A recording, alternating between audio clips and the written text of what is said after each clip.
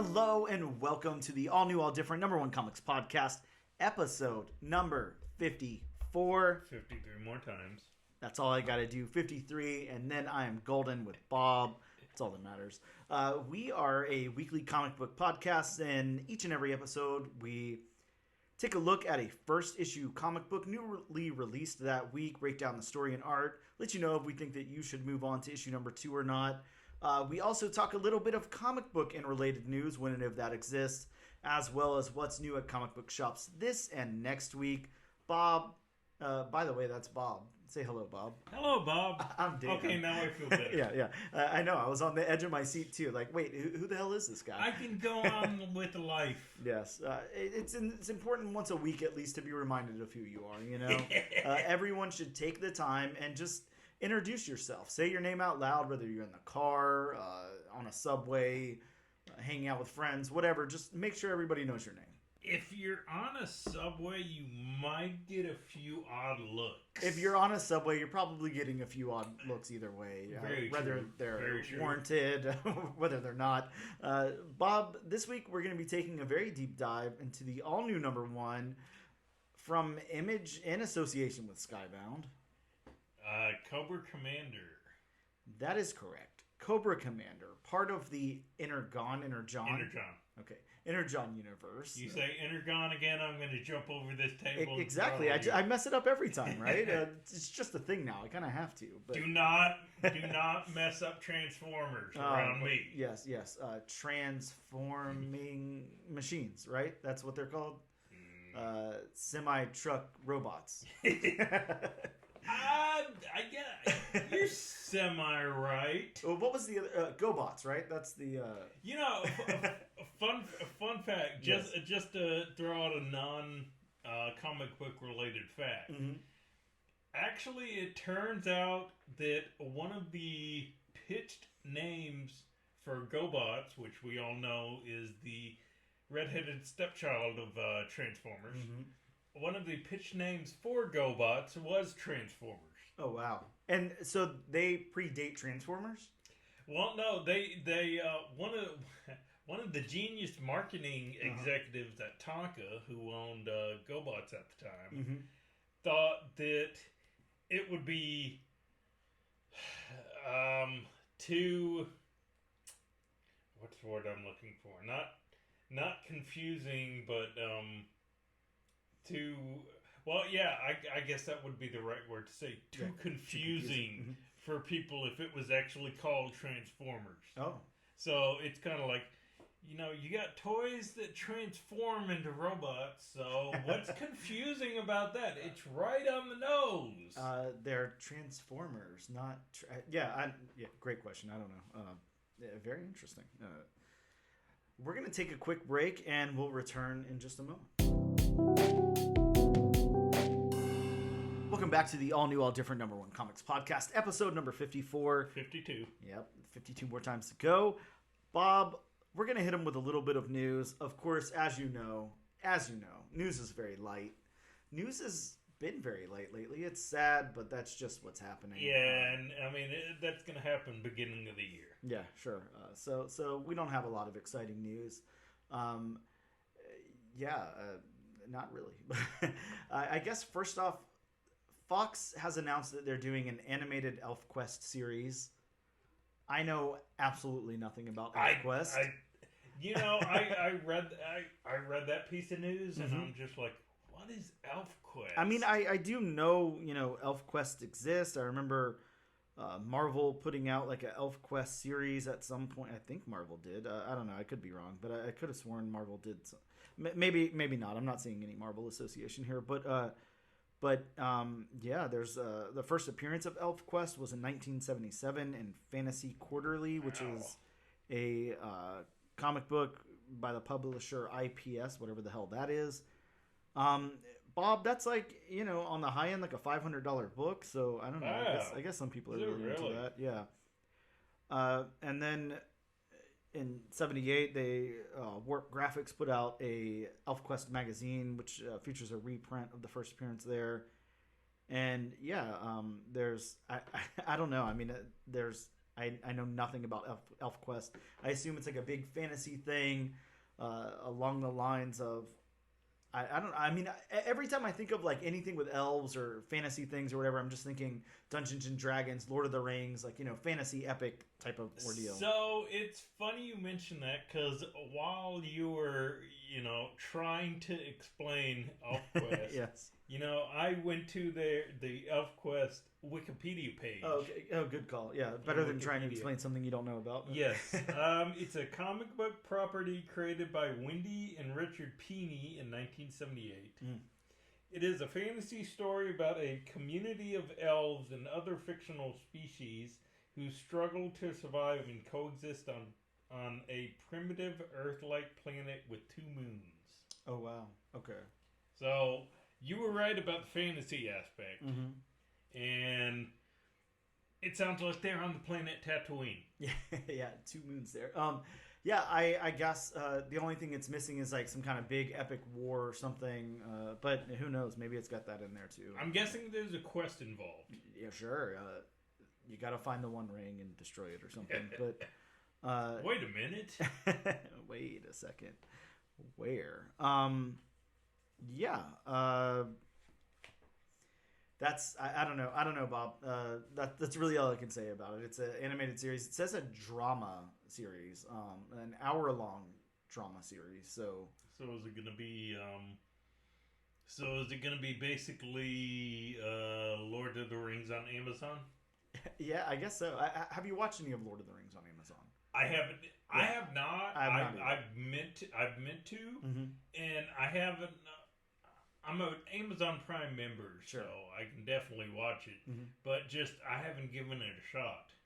Yeah, some of those fantasy like epics are so hard for me to get into. Now I love the original, the Lord of the Rings from the early 2000s, like that trilogy there. I don't know if you call that the original trilogy. I'm not sure how that's supposed to be worded, but Star Wars, I want to always call everything an original trilogy. But yeah, I really liked that a lot. That was a lot of fun, but I don't know. I think if it was...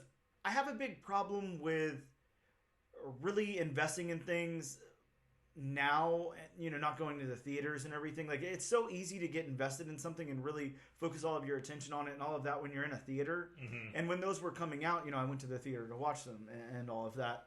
Now, like, sitting at home, streaming stuff on my own and everything, a lot of times it's very hard for me to, like, get invested. Now... like Echo coming out this past week, like I was very invested in that. I liked Echo a lot. That was really, really good and it held my attention. I've sat down a few times and tried to finish season 2 of What If, and I go in and out. Like, you can't get super into it. Now, there was that one episode with did you watch any of season 2 of What If? Oh, yeah. Okay. With the original character, the like Native American character. I cannot remember that character. Ahori? Kahori. Oh, Kahori. Oh, okay. Now that episode had my attention. I couldn't look at my phone. I couldn't do anything else. That was a damn good episode. Yeah, my dog walked by and I was like, "Get away from me! I'm not petting you right now. I'm watching this." That was a really good episode. Yeah, that put me in a trance, dude. I was fully invested in that. Some of the other ones, I really wanted to love the 1602, and it just dragged a little bit for me. I wasn't that into it. The Happy Hogan one, I'm sorry, I turned it off. I wasn't interested at all. But yeah, just I noticed that, going to the theater, I have such more buy-in, even for something that's not interesting. I remember right when the pandemic, right before it hit, I remember going to the theater with a friend. We went to a completely empty theater and watched that movie Adrift. And it was a terrible movie, and I was fully invested. Sat there and watched the whole thing, no problem. But then I try to watch, one of my favorite movies at home, and I'm picking up my phone, and I'm, walking away and all that. So yeah, the theater really does hold a lot of value, as far as building an audience for stuff and everything. It's a really kind of an overlooked thing now with all the streaming and everything. I'm sad that I'm going to be watching the Marvels at home versus in the theater, but I mean, we kind of feel similar sometimes. Just, packing into a crowded theater with COVID still going on and stuff just kind of scares me a little bit. So it's not something I'm super into. Well, unlike, you were just saying about streaming services when, you're on your own couch, mm-hmm. in your own house and all that. as opposed to in the theater where you're not supposed to look at your phone. Yep. Mm-hmm. You know, I mean, it's still comfortable seating. Yep. Or semi-comfortable seating. So, I mean, the only thing is you have to be in a room with a whole bunch of people. Yeah. I was actually, this is a tangent. We'll get over this and go to the rest of the news in just a second, which, you know, barely exists anyway, so you're not missing too much. But I went on a GoBot tangent. Yeah, sure. I was talking with a coworker yesterday, and we were talking about movies in the theater, ironically, and for some reason, it came up that the last Men in Black movie that came out, like I can't remember if it was a prequel or what. Men in Black International. I don't know. It had Chris Hemsworth. Yeah, and like a girl, that was a lady in it. I can't remember her name, but I think that was supposed to take place about the same time, maybe a little bit after. Mm-hmm. You know, the originals. Of course, Tommy Lee Jones and Will Smith did not. Yeah, they weren't in that. I don't know. The reason I bring this up, like I have no recollection of what happened whatsoever. A good friend of mine got screener tickets for it, so we went to, you know, before the premiere and everything, and went and saw it. They did take our phones at that premiere, so we didn't have our phones with us. And I mean, Bob, one of the worst movies I ever sat through in my entire life. I had like nothing else I could go to. You know, I'm just sitting there watching this terrible movie, not retaining any. Yeah, of it. I can't say it's. I mean, it's watchable. I can't say it's a great movie. I don't know. I mean, watchable for you, I guess, but I definitely didn't share that sentiment. But yeah, that's I guess all of the news I can say about Fox doing an Elfquest animated series. Next up, Bob, we've got now. Here's the question. I know this is not the real. DC character. No, there's no DC news this week. I'm sorry. Star Spider is coming out in Edge of Spider-Verse #3 in April. It's a new character. They're going to flesh out the entire universe for Star Spider. Bob, are we finally getting a Star Wars Marvel crossover? Are we getting a superhero? Is Star Spider going to be a Star Wars Spider-Man? Could it happen? Please, Bob, tell me yes. That would be an epic character. That would be such a great character. Right? I mean, look, everything's right there. The writing's on the wall. Yeah. All you have to do is interject Spider-Man. You don't have to say anything about New York or the rest of the Marvel Universe or the 616 or anything like that. I guess this probably doesn't take place in the 616. Spider character that hails from a galaxy far, far away. Dude, just let him like be web slinging out in space and then land on the Millennium Falcon, and then they pick him up, throw him in the ship, and he's Spider-Man's. He swings his lightsaber and webs come out. How cool! I'm telling you, Bob, we're full of pitches today. Yeah. Come at us, Marvel. That is definitely look. At some point, Bob, they have to cross over. Oh yeah. Star Wars and Marvel characters. Like, how have they not? We talked about Guardians of the Galaxy before. I mean, something has to give. Are they really just out here like not utilizing their properties? Because there's other ones where they let the license go. Like Conan. We had Conan for a little bit. He's on the Savage Avengers, all that. And now they've lost Conan. I assume. I don't know how long we're gonna have Predator or Aliens or Planet of the Apes. If those are like forever type of things, but right now, at least they've got Star Wars. Why not cross them over somehow? You know, I'm actually surprised it's taken this long. As long as they've had both Star Wars and Marvel. I guess the question could be like, is there some kind of clause in there? Like, are they like, this cannot happen? Like, I don't know who owns. I mean, I know obviously Disney and all of that owns both of the companies, but. I don't know, when George Lucas sold over the rights or something, did he say like, hey, this has to be a completely separate universe that nothing else can intertwine with? Like, was that maybe a clause in there that we don't know about? I feel like if anybody knew, you would know. So but I will say it'd be something different. Yeah, exactly. Which is what movie fans want, something different. Yeah, do something a little different. I mean, take a what's the word? Take a chance. There you go. I mean, who doesn't want to see Deadpool against Boba Fett? Mm-hmm. Yes, exactly. I do. That sounds really fun. Who does? Cool. I mean, who doesn't want to see Apocalypse against Emperor Palpatine? Very cool, right? I mean, really? Yeah, I think, I mean, obviously there's a way to do this, and we, now that I think of it, we're not even seeing like the crossover like in just covers or anything. We don't get that at all, which you do get. Wolverine was with Predator a little bit ago. I don't know if aliens have crossed over. Yeah, and I mean, we have gotten like these Disney character Marvel comic crossover, covers that are going on. Yeah, sure. The ASM covers. Yeah. But I mean, we haven't gotten Star Wars crossing over into Marvel covers. Yeah, can we? I mean, if for some reason they can't actually cross the universes, can we at least do some covers? Yeah. I don't know, man. I'd love to see it, and I know you'd love to see it. Being a huge comic book fan, and then being an even bigger Star Wars fan, like cross it over a little bit. They're doing this kind of thing. Joshua Williamson, or sorry, I don't know who was at the helm of that. I don't know if it was what's his name from Robert Kirkman or who, but whoever over at Skybound and Image is crossing over the G.I. Joe and Transformer franchises. That's Kirkman. Yeah. Why not? Why not do it? Again, we're kind of tangent heavy today, but I think that's okay. My last little bit of news is maybe crossover worthy. I don't know. Look, you're gonna have to. I'm gonna say my opinion in the head of this, but obviously have an open mind and tell me what you think this might be. So famously, Ryan Reynolds always likes to post crazy stuff on Instagram and stuff. Don't know if it's like little leaks or if he's trolling or what, but today Ryan Reynolds posted a set.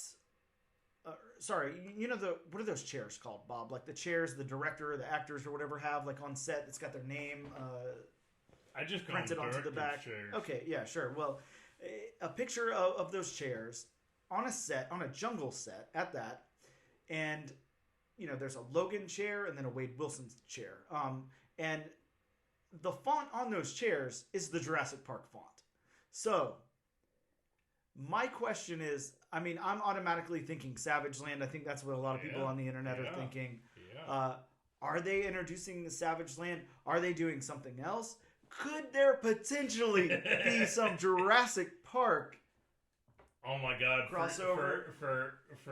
For Dan's sake, please let it happen. Yeah, because look, if I haven't explained it before, that's my thing. If Bob's thing is Star Wars, my thing is Jurassic Park. I love everything Jurassic Park related. Yes, I love all of the newer movies too that people don't love that much. I love all the old Topps comics and everything. I'm a huge Jurassic Park fan. And as we can't tell by your Jurassic Park figures. Yeah, my little shrine on the wall there. Yes. Yeah, you're missing the candles. Yes, I know. We'll get those soon. Don't worry. That would be a great idea. Like a little candle, like it's the amber with the mosquito in it. Oh, that'd be great. Somebody should come out with that. But yeah, what could be happening here? Is it that straightforward? Are they doing Savage Land? Is it just a little tease? Is it what could it be? Whatever it is, very exciting, very cool. Even if it's just a set photo and there's nothing more to it, still really cool. My only concern is would they make it too much Tarzan? Yeah, I guess so. Because I mean, you think about it, Kazar is basically Tarzan. Yeah, sure. Or I mean, could they be doing the type of thing like they did in Deadpool 2, where maybe Kazar just comes out and then gets killed right away or something? They're planning on killing a lot of people in this, as far as we know. This is supposed to, kind of put an end to all of the X-Men crossover and all of that. So, yeah, some interesting stuff. This movie has the potential to do a lot of things. So, that is it for news. We're going to take a quick break, and we'll return in just a moment.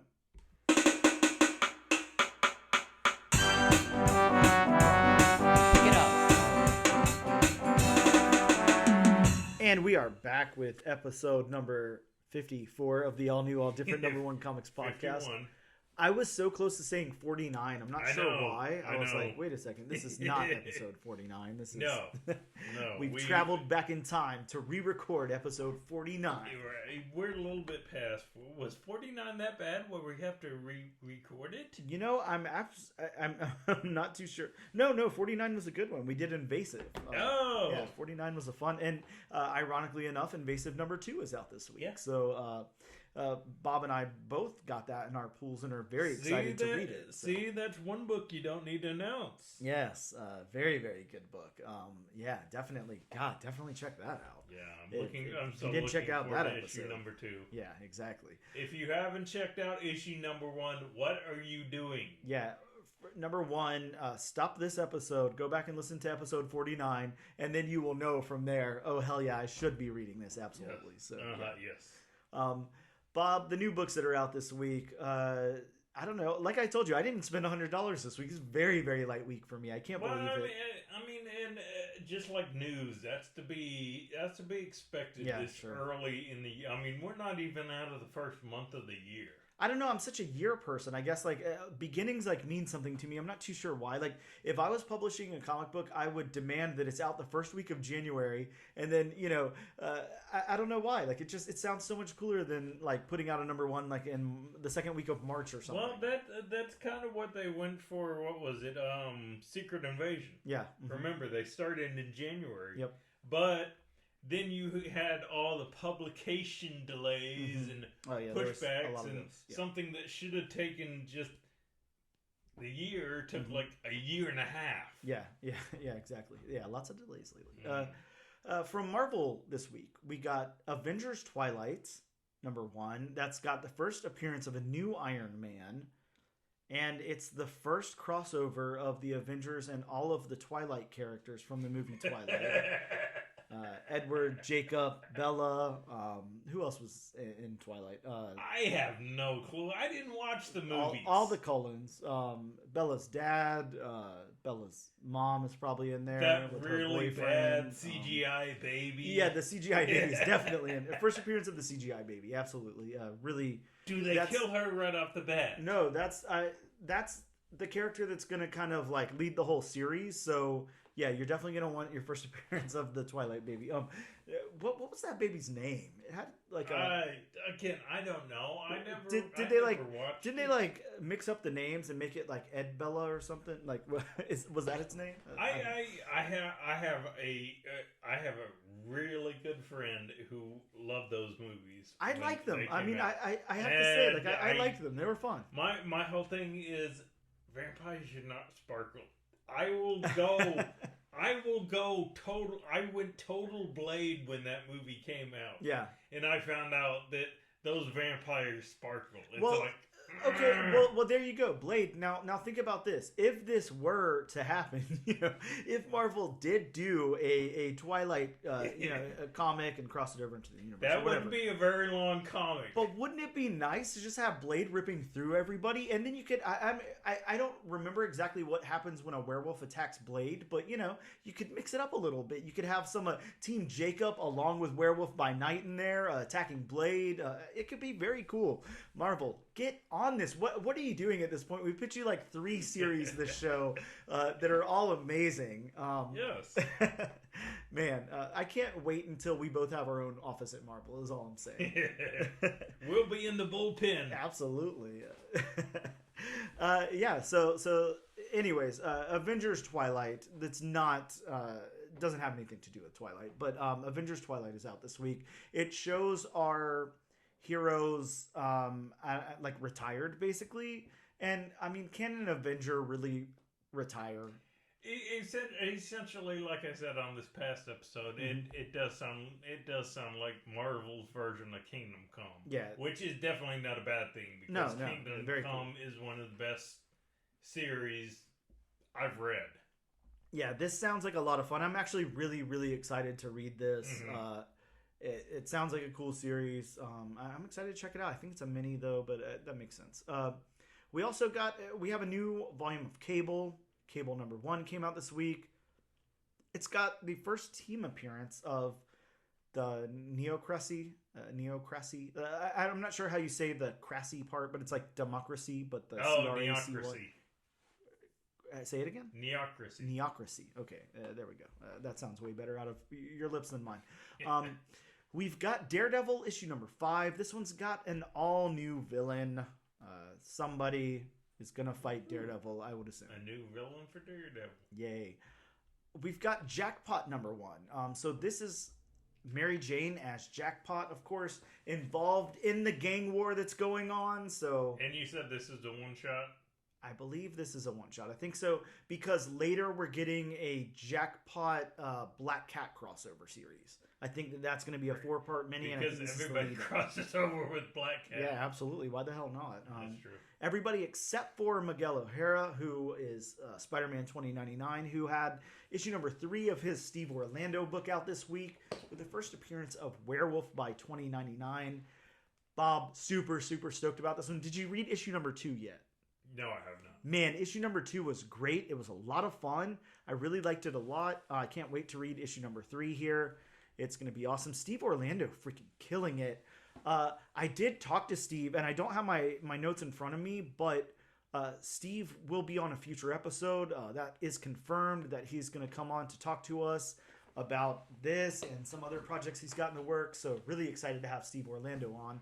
And speaking of Steves, we have another guest later on this episode, Steve Ekstrom. And I probably pronounced his name completely wrong, but he'll correct me on that. But yeah, make sure you guys stick around for that interview that's coming up. But yeah, we've also got from IDW Comics, Sonic the Hedgehog, Fang the Hunter number 1. I don't know who the hell Fang the Hunter is. But he's, I don't know, or they've got a comic. From Image Comics, of course, we have the book we're talking about today, Cobra Commander number 1, but it also came with a spoiler 1 in 100 variant. I don't know. The spoiler, oh man, that's a nice looking cover. It looks great. I don't know what it's spoiling, but yeah, great looking cover.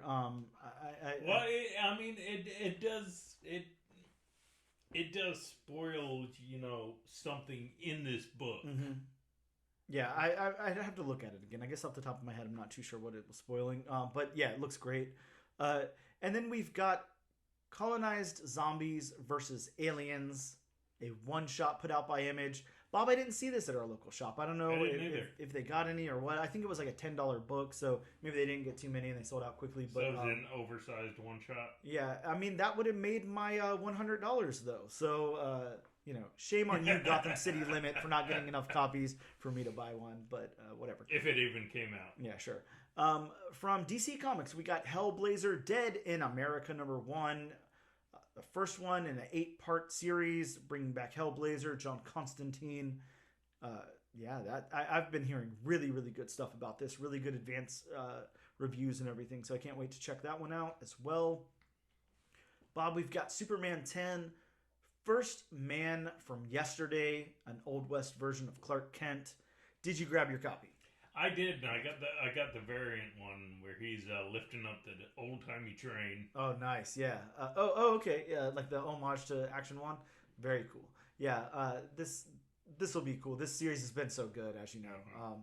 Has been really awesome. If you dig back and check out our review of Superman number 1, you'll know what we're talking about. But yeah, it's already on issue number 10. I can't believe that. From Blood Moon, we got Haunted House: A Love Story. Now, I don't know if you remember when Haunted House: A Love Story issue number 1 came out. I don't think it was quite last month. It was probably longer than that. It was a few months ago. Yeah, it was a little while ago. It was really hard to find. Our local shop only got one, and they promised it to somebody else, so I didn't get that copy. But I did order a few online. Very, very good book. I was really excited to read issue number 2. But again, Bob, our local shop only ordered the one copy, so I did not get that. So I'm going to have to dig that one up online as well. Somewhere I'm going to have to, when I say dig it up online, I mean find a copy on eBay or something. I don't mean illegal pirating of a comic book that could be benefiting the writer. We're talking about a haunted house and you're talking about digging up. I mean, it writes itself. See, exactly. We're just pitching today. But yeah, issue number 2 came out. I'm really excited to read it. I really, really liked issue number 1. Really cool concept. So I'm going to have to find that somewhere and read that. We also got from Whatnot Publishing, Sean Gordon Murphy actually did a Zorro book, Zorro Man of the Dead. Looked really cool. I didn't actually pick up a copy of that, Bob. So I'm going to have to go back and probably find a copy of that later as well. But those are some of the books that came out this week. We're going to take a quick break. Then we're going to get to Cobra Commander.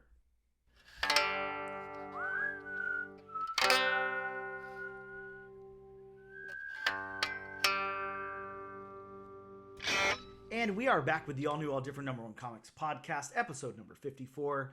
Bob, it is time for the potatoes and potatoes portion of the show, where we go over our first But I like brand new meat issue. and potatoes. Well, meat for you, potatoes for me. More potatoes for me, Bob. You know, more meat for so you. So you caused the potato famine. Wait a second. I think I got that wrong. I think more meat for you, less potatoes for me. Wait a second. All right. Anyways, this is getting way too food political here. So, if you can, we accept potatoes for donations. Go ahead and send them to ANAD_1 Comics Podcast at bob.com, and we'll take those. Bob, yeah, it's time for Cobra Commander. Let's really quick talk about these creators and the synopsis from Image/Skybound site. And it reads, mini-series premiere. The rise of Cobra begins here in a world where the Cobra organization hasn't formed. One man's sinister plans to utilize the mysterious alien substance known as Energon sends shockwaves across the globe.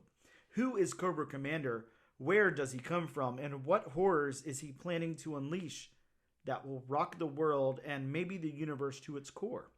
Red Hot writer Joshua Williamson and artist Andrea Milana kick off the second of 4 action-packed miniseries that will introduce the best and worst humanity has to offer, the Energon Universe.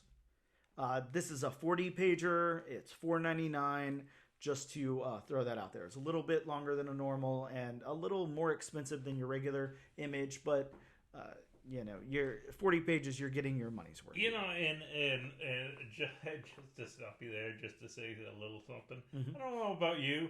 This didn't feel like 40 pages. No, not at all. This breezed through. Yeah, really. But I mean, we already know we're talking about Joshua Williamson here, so let's. I'm not going to go into too much about Joshua Williamson. We already did it on the Duke episode. We've already said all. Yeah, we've done all this. Let's say the Flash, Birthright, Nailbiter, Ghosted. He's done a bunch of stuff. Yeah, exactly. Superman, a little lesser known character over at DC Comics.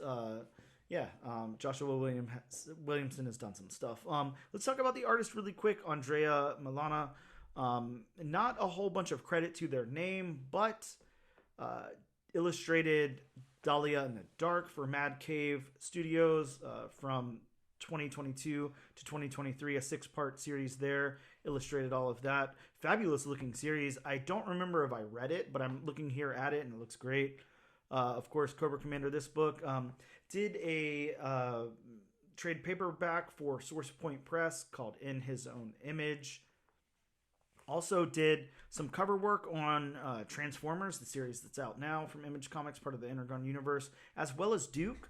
Did some cover work on that. And from Image Comics last year, we got Impact Winter Rook. Did the illustration on that. And a book that I'm going to be talking about a little bit later in our interview portion, The Fog, is doing a 1 in 50 incentive cover on the second issue of that. So really excited. I get to talk to Steve about that a little bit later. So make sure you guys check that out whenever we drop that interview. Those are our creators. Bob, I'm going to get in my synopsis. It's long, so buckle in. And watch me stumble, because we all know I know nothing about G.I. Joe. So some of this, I always expect your synopsises to be synopsi. Yeah, to be kind of lengthy. And if you need any help, that's why I'm here. Oh yeah, I'm gonna need help. So so let's just say Cobra Commander opens with the preview that we saw at the end of Duke number 1, mm-hmm. which is a super snowy pub in the mountains where Cobra walks in and demands a vehicle. He follows a man out and kills him, taking his snowmobile ? Is that a snowmobile? Is that okay? That's a snowmobile. Now, is that what Cobra normally drives? Is that like a callback to anything else, or no? Okay, it's just happens in this book. Okay. We then flash over to quote unquote before. whenever before is. But I like the ambiguous time. Like, it doesn't matter. We don't need a year or anything. Yeah. I like that. It's just before. Yeah, I like it because Joshua. Well, anyways, we'll get into our review a little bit after the synopsis. But yeah, before, and we see an alien, like a weird alien landscape. An explosion happens. Scientists inside of a structure are taken over by a mob, and they fear they'll be killed for what they've done.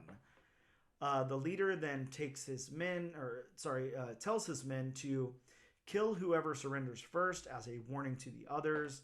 And then somebody else comes out of nowhere and throws a bomb, badly injuring him. We then see the leader in some sort of medical facility with snakes biting him. And then he is summoned by his leaders. And he stands before the main leader. Sorry if this sounds... I don't know any of these people's names. And is told he's done something like super wrong. And the leaders kept him alive. The leader kept him alive so he could watch him die with his own eyes. Which, I mean, I have to say, that is brutal. Like, that's... Can you imagine? Somebody's just... I kept you alive so I can watch you die. That's the only crazy. reason you're here so I can watch you die. Yeah, imagine that. And then he shows the leader his loyalty. He shows his leader that his loyalty to the leader and Cobra LA? What are we going? Cobra Law. Okay, I was like, is this an alternate version of LA? What's going on here? Okay, so Cobra Law remains, and he plans to strengthen it. We then get a big reveal of him housing a secret transformer, and he plans to find others and lead an army that no one will be able to stop. We flash back to now, and Cobra is traveling in the snowmobile with a man who the leader... Now, Bob, help me with the leader's name. It's Globulus. Wow. Okay, I'm not even going to pretend to try to be able to... Globulus? Okay, Globulus. Wow, that's an interesting name. Sent with him, as Cobra tells the man he won't disguise himself because he wants the world to fear him. And the final panel shows an isolated shack with Dreadnoks. Okay, the Dreadnoks name and symbol on the door. Now, I assume this is probably like a huge reveal for whoever's really into either G.I. Joe or Transformers or whatever Dreadnoks come from. I had no clue what that is, but that's okay. It's still a big enough reveal the Dreadnoks where I understand it's something. The Dreadnoks led by Zartan. Okay, yeah, great. I'm learning so much here on the G.I. Joe Energon podcast. Energon podcast. But yeah, that's my synopsis. Stumbled, as we all know, stumbled badly. But Bob, let's talk about this book. We have so much to go over. Of course, we have our, how we normally break these things down with the story beats, dialogue, narrative, and world building, the art, characters, background, locations, and colors. But let's talk about these story beats.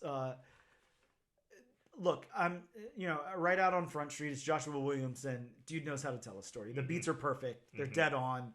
I love his ambiguous use of before and now and all of that stuff before, later, whatever. Yeah. It strips away the unimportant nonsense that some other people would interject into a story and just makes it like, hey, this happened before. It doesn't matter where or when or whatever. This is Cobra Law. We don't need to know like a huge backstory of it and these people and all of that. It's all conveyed here on the page. So I love the way that he tells these stories because I feel like somebody else would have fumbled with it, in all honesty. I think that, God, putting Joshua Williamson in charge of this, so wonderful that he's doing these these mini series that are introducing the G.I. Joes to the Energon Universe. Really, really cool. But yeah, how about the story beats for you, Bob? We're seeing kind of the very beginnings of Cobra Commander here and his world and all of that. How did you feel like this? Yeah, I love the story beats. I mean, it showed, Cobra Commander making his entrance. I mean, he did that little bit. He killed that one guy, and I mean, that just shows, this guy means business. This guy can screw some shit up. Yeah, that's all he's here for. He's here for business. He doesn't care. Like, if you're in his way, like, he'll just move you out of the way. Yeah. And then, I mean, it goes to, before, which, I mean, you don't need to put a year or anything on No.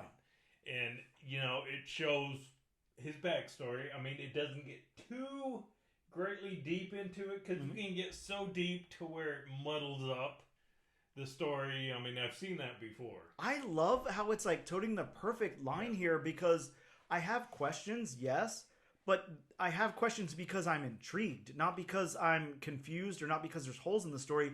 I love the fact that like these snakes are biting at him while he's in the medical facility. Like, and this is coming from, somebody who knows absolutely nothing about any of this. So like, I don't know if that's how Cobra Commander was formed. I don't know if that backstory is there, if he's building it or whatever, but like, I like how it's being portrayed here because I'm so interested in it. I want to know what's going to happen. Well, and like you said, I mean, you put it perfectly.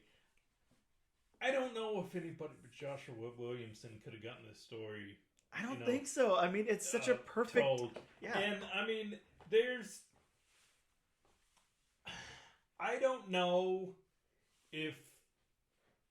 And I can't say this, I can't speak for any other writer.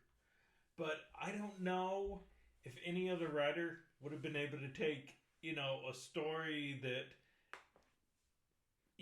is... I mean, the background in the history of G.I. Joe and Cobra, can get muddled. Long.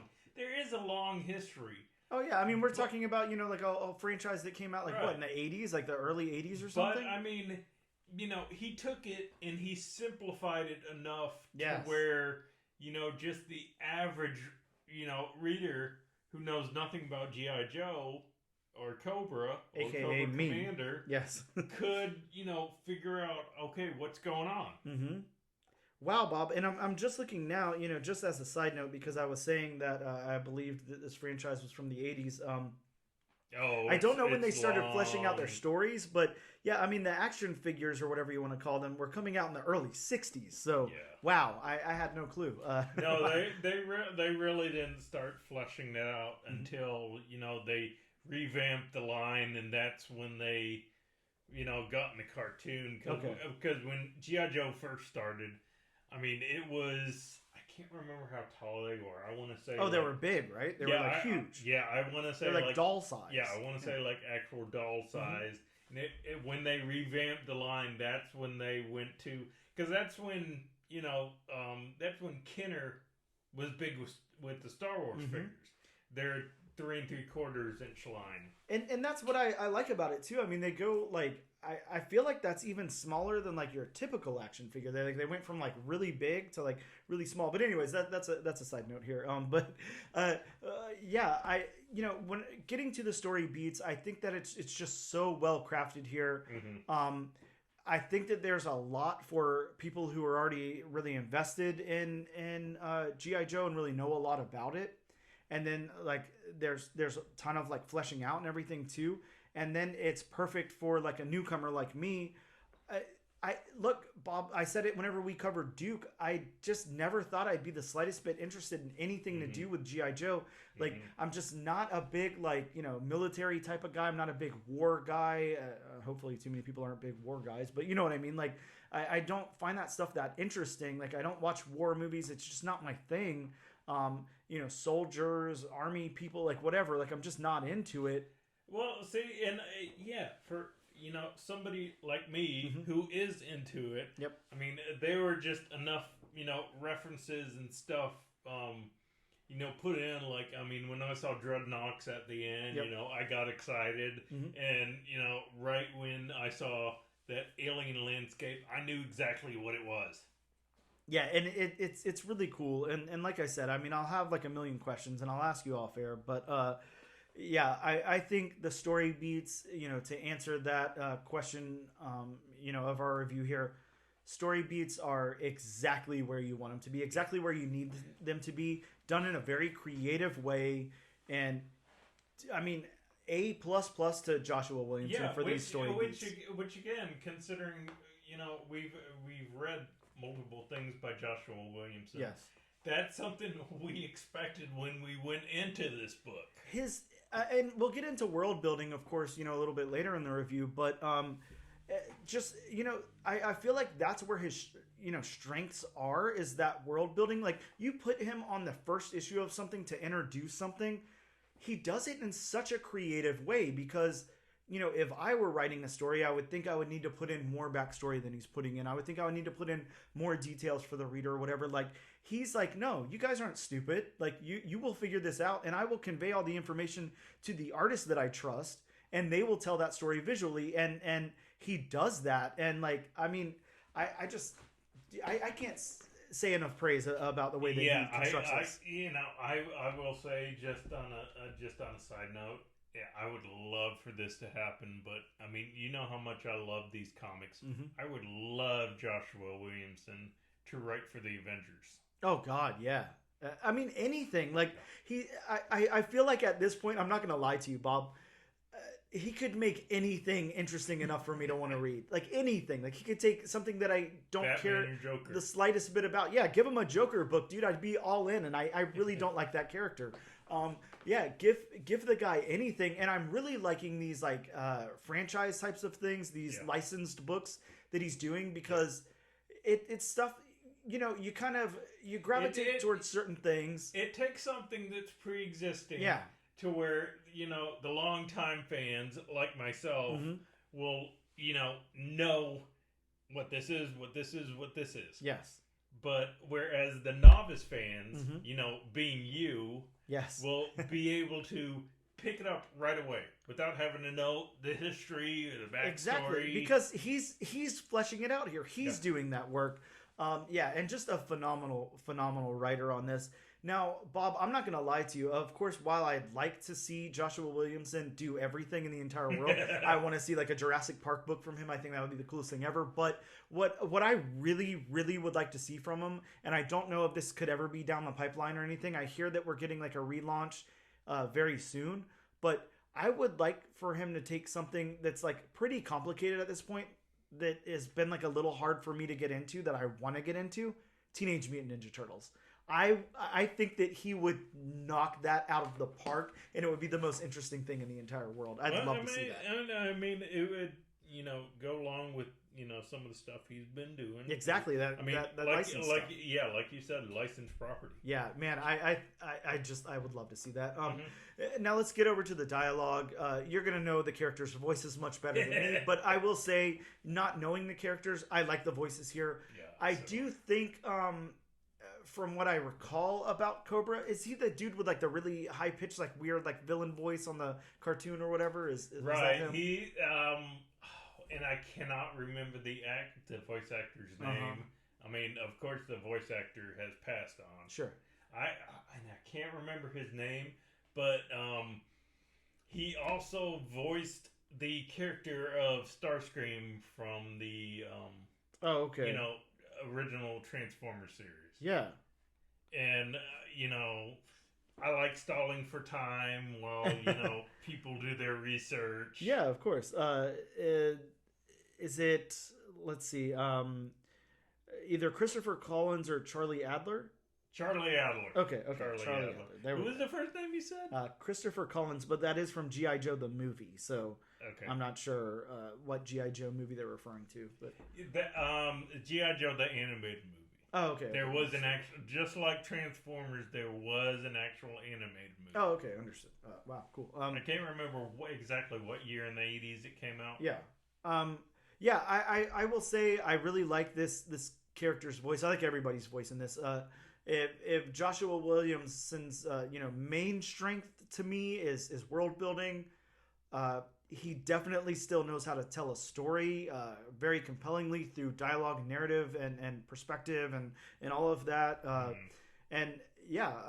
I feel like I can hear the voices of each one of these characters in the book. I love that character, Bob, and I don't know if it's an existing character or whatever. I believe it's like a female character that comes out with like the little grenade bomb and says something like to the effect of like, do you want me to throw this or whatever? And then she throws it, and that's whenever he, you know, gets in the accident or whatever. Yeah, that some of the side characters, you know, considering just like Transformers, I know more about, you know, the, you know, OG stuff. Yeah, sure. Like the main stuff. Not every single tie-in character. Yeah, but I mean, there's just been, you know, so many comic books. Oh, sure. And so many, you know, TV series. Yeah, they've done so much with it through the years. Yeah, that I mean, just haven't gotten into the minutia of everything. Sure. But I like the contrast of that character's voice with Cobra Commander, with, now tell me Cobra Commander's leader's name again. Globulus. With a very, very stern voice there. And I think it could be hard. I think, dialogue and narratively, like, it could be very hard because you basically have, like, two big leaders here. You have, like, a supreme leader, and then you have a leader who's underneath him. Right. Then you have, like, the people that they're coming to get Cobra that are saying you're summoned, to go see that leader or whatever. So you have like a lot of people in these high lead positions. It could be very convoluted and you could end up with like the same voice over and over again. But no, Joshua Williamson and the artist here, really do a wonderful job of making these like very stern, very leader driven, very focused characters, but they're all individual. They're all very different. And I like the way that Cobra is able to kind of challenge Globulus while still remaining, underneath Globulus. Like, I think that's very, very... that's got to be a very hard thing to do. How do you convey that, through a comic book? But it's done. See, but I mean, he captures... By doing that, I mean, he captures the... attitude of Cobra Commander to a T, because Cobra Commander does have that underhandedness that I'm gonna bide my time, and I'm gonna say the right things and remain loyal to the right people. And then just like, I don't want to say just like a snake, but I mean, he's gonna pick the right time to strike. Yeah, and I think that's the most impressive thing in this book, that we could talk about is walking that line there of you have Cobra, you have Globulus, and he's basically pledging his allegiance to him, and it's there too. You see it throughout the story.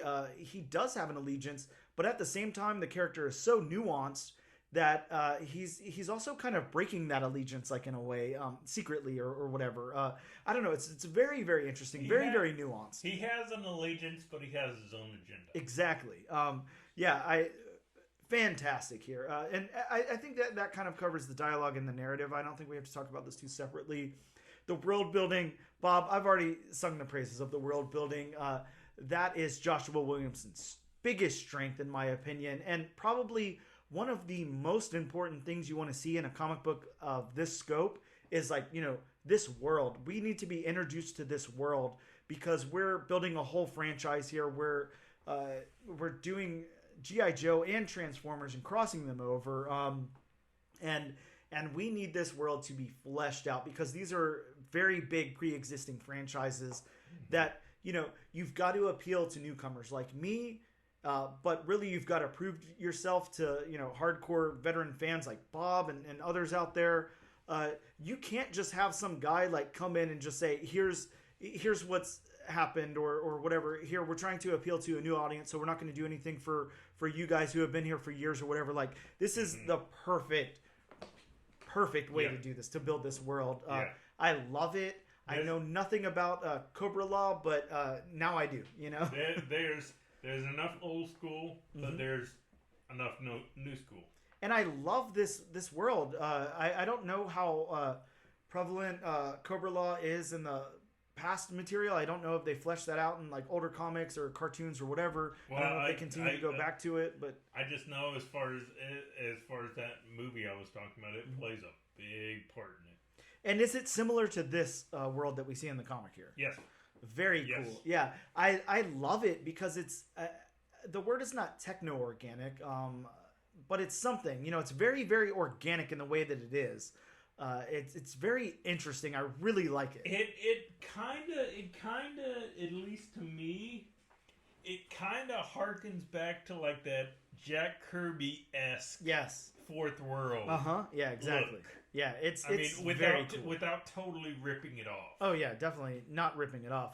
But I could see inspired. Yeah, definitely inspired. Let's get into the art then. We've talked so much about Joshua Williamson. We have said such nice things about the guy. And really, I think that you would be very, very hard pressed to try to find something bad to say about his work. Not going to lie. Now, Bob, help me out with the name one more time. Andrea Milana. Andrea Milana. Sorry if I butchered your last name. I don't think you did. Let's get into the character art first and foremost. Bob, I want to let you lead. I kind of took over on the story there. I want to let you lead with the art. So tell me, like, you're a hardcore fan and you have been around, for a long time, a fan in this. Does this meet your expectations? It certainly does. Of course, with a character like Cobra Commander, of course, Cobra Commander is kind of harder as far as the character design because, I mean, even in the original series, you rarely ever saw his face. Yeah. Okay. So he's usually always masked, though. Right. He would either wear this, visor that he has, or he would wear just like a Baron Zemo style, like soft cloth. Now, Bob, is the point of that because we see him, unmasked when he's in the hospital bed before he puts it on and everything. It looks like he's got I'm not sure what that is, that yellow thing above his eye. Like, is that supposed to be another eye? Like, what is going on with that? What is that? So from what I recall, and mind you, this is what I recall. Yeah, sure. It's been a while. I have to go. Now that we're doing this book, I have to go back and find the original animated movie, and I would suggest to you doing the same thing. Oh yeah, I'd love to now. It's a fun watch, if nothing else. But so in the movie, he did get they did go back to Cobra Law, and early on they were throwing those bombs. Yes. Or those spores, which, were created in a lab. And basically, they turned him back, or they turned him into a snake, so to speak. Oh, wow. Okay. Yeah. So... And that's where his kind of name comes from, or whatever. Right, and that's why, when he's talking, he does have the lisp. I love the lisp. The snake tongue lisp. And one of the things that I like, one of the things that kind of caught me off guard that I'm not realizing until right this second, of course, we see the snakes in the book. Of course, a cobra is a snake and all of that. And you mentioned snakes earlier and everything else. I don't know why, but and his symbol is a cobra and all of that. I'm not I'm having not trouble, but I'm not thinking about it as it's going along that he's snake-like or whatever. Because all I can think of is there's another G.I. Joe named Snake Eyes, and that one's got snake in the title versus a type of snake. So I'm really thinking Snake Eyes. Totally different. Snake Eyes is the ninja. Okay. Wow. Okay. Well, this is going to be... I assume a Snake Eyes series will come out because he's a very important G.I. Joe character from what I recall. I'm assuming. He's definitely, if not the most popular one. Yeah. Really, really interesting. So, yeah, I'm going to say for the character art here, I love it. Really, really good. We already saw this in the preview, of course, so we kind of knew what to expect. But, yeah, throughout the book, done really, really well. I love how Cobra looks. I love how everyone looks in this. I love the regular human looks. And that's my biggest thing. Just as long as everybody has their own look and doesn't look like and they definitely do. Yeah, everybody looks great here. And one of the things that I think it can maybe be a little divisive sometimes. Whenever you're looking at art or whatever, especially in comics, this artist does do that thing where when it's not very, very important to show so much detail on the background characters, whenever they're not the main focus, they do leave off that detail. But it works so well for the style here. So I think, sometimes I see that kind of thing, and I think it's a little lazy, and I think we couldn't have squeezed a little bit more detail into this panel or whatever in other books. I think it really works with the style and with the tone of this book. So I'm going to give them, accolades for that because that's something, again, it's pretty divisive for me. A lot of times it's a turnoff for me. It's definitely not here. I think it's almost a strength here because it really strengthens what you're supposed to look at instead. It really works in a really, really cool way that that I don't recall seeing a lot of other places. So I like that a lot. The backgrounds, Bob, I don't know about you. I'm such a huge fan of snow. We talked about it in a previous episode. I can't remember which one it was, but there was snow going on somewhere, and we talked about the use of snow and how we, felt about it. Wonder Woman. Okay, yeah. I love. Oh, wow, sorry, I got a bad clip there. So sorry if that killed someone's ears. But I love the use of snow in comics. I love this use of snow. It looks very, very good. It's very ununiform. And it's only in the front half or whatever, but really, really cool. I like it a lot. I think it looks great. You're talking about snow. I love the contrast of the blood and the snow. Oh God, right? And then then you get the Cobra logo, coming from the blood, and then you see the guy's dead hand. Oh yeah. Just amazing. Really, really good stuff. And, through the book, especially when we get into Cobra Law, the backgrounds in that, phenomenal. There's some really cool big panels. There's like a kind of a splash page that we get whenever Cobra's in that hospital bed there, and we're looking at these like organic backgrounds. They look so cool. It looks really, really nice. Then whenever we're supposed to be focused on the characters, we get, less detail in the background. Bob, I'm over to the splash in the middle of the book where we're introduced to the Transformer. Yep. Such a cool background there. Such a cool panel or page. A really great double page spread. And just so you have a name and don't do Transformers, that is Megatron. Oh, that's Megatron. That's okay. Megatron. Now, Megatron, a good Transformer, a bad Transformer? He's the leader of the Decepticons. Oh, so Decepticons means bad, I think, because they're deceptive. Oh, okay, yeah. Okay. Oh, so he's building an army of Decepticon Transformers, evil Transformers. He's once he gets back to full power, he's gonna whip the shit out of Starscream. Oh man, this is gonna be good, And again, I mean, look at what they're doing here. I really before this.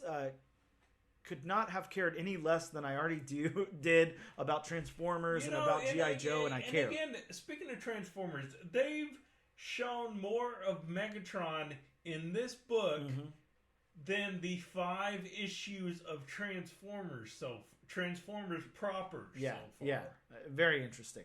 And look, we did the Transformers book. I think Philip Kennedy Johnson's take on Transformers really, really cool, really unique, and we both suggested that book. I'm gonna say this though, and maybe this might be a hot take to you, Bob. I'm not too sure. I'm gonna inch far away so you don't slap me from across the table. But I am really, yeah, exactly. You're grabbing something in your throat. I am really, really enjoying the G.I. Joe stuff, a lot, and I like the Transformer stuff. I have no problem with the Transformer stuff. I think it's good, but I think putting Joshua Williamson on this is just such a great choice. I think, Philip Kennedy Johnson knocking it out of the park over there on Transformers. Don't have anything bad to say, but I think the all-star of all of this Energon stuff is Joshua Williamson right now, in my opinion. Just really, really hammering out of the park. But I think Joshua Williamson aside, I think the star is Robert Kirkman. Sure. Yeah, exactly. But yeah, I don't want to take too much away from the art. We are talking about the artist here, and those backgrounds, fantastic. How about the locations, Bob? You're familiar with Cobra Law, and I love the locations. I mean, you go from the absolute blizzard, snow of the bar with no name or no man's land. Yes. And then you get into just the weird Jack Kirby-esque Fourth World style of Cobra Law. Yes. That is such, and you have this one panel where Cobra Commander is walking up to Megatron, and it's this, sterile looking, laboratory almost. Yeah, and I really, really like that laboratory. It looks I do too. Really awesome. Well, again, and what's worked for me, shadow play. Yeah, The shadows. Bob always points out shadows whenever they're used well. He's a big fan of shadow and shadow play. Yeah, and it's done very, very well here. I would say, probably where the world building is my favorite part of the story, that Joshua Williamson's telling here. I think my favorite part of the art is the locations. I think that Andrea really excels at these locations. They're really, really fleshed out. They look amazing. There's so much detail packed into them, and so much. And like I said before, when we need the detail, it's there. When we don't, it's not there. It's used perfectly. But Andrea has no problem whatsoever packing in the detail. Yeah. I mean, you're talking about detail, and I'm looking at shadows also. I mean, you have Cobra Commander walking up to Megatron. You don't see Megatron's face. No. Yes. It's totally hidden in the shadow. So exactly. Again, like you said, I mean, we see the detail of the Decepticon logo and most of Megatron except for his face. But I mean, just with the detail they do include, it's Megatron. Yes, and it looks great. We've got some of that caution-looking tape and stuff back around whatever's hooked up to Megatron and everything. Really, really cool. Locations are great. We obviously have to talk about the colors here, and the colorist is Annalisa Leone. I'm gonna go with if you want to double check me on that name. Yes. Okay. Wow. Maybe I got one right. So Annalisa Leone, who's worked on quite a few things. Sorry, we didn't introduce her before, but she did she did art on Oblivion Song all the way through. So did some work on Star Wars: The High Republic as well. Worked on quite a few things. So very familiar with comics. How do you feel about the colors in this issue? You know more about the universe than me. You know more about the color palette and everything. Did they work? Did they not work? I love the colors, especially for Cobra Law. Yeah, Cobra Law looks great, doesn't it? With the wrong colors or the wrong hues, that could have fallen so flat. Absolutely. I don't know enough about Cobra Law, but I believe you. To flesh out that world, it's got to look correct. Something, and when it boils down to it, Cobra Law is, like you said before, basically an alien landscape. And again, if you didn't use the right colors, the right hues, yep. I mean, that could have looked so jokey and hokey and exactly, and it's very interesting. I don't know exactly how to convey what I'm trying to say about it. I want to go back to a couple of panels of it before I say anything. But it's whenever we get into the parts where Cobra is laying in that bed, that kind of hospital bed, and then we kind of go through and everything. They're not as vibrant as I would expect. Something like I guess my first instinct to this would be it's an alien world. We need those very vibrant colors and everything. They're a little bit muted. It's organic and it's a different landscape, but they're still a little muted. But I mean, it's a hospital.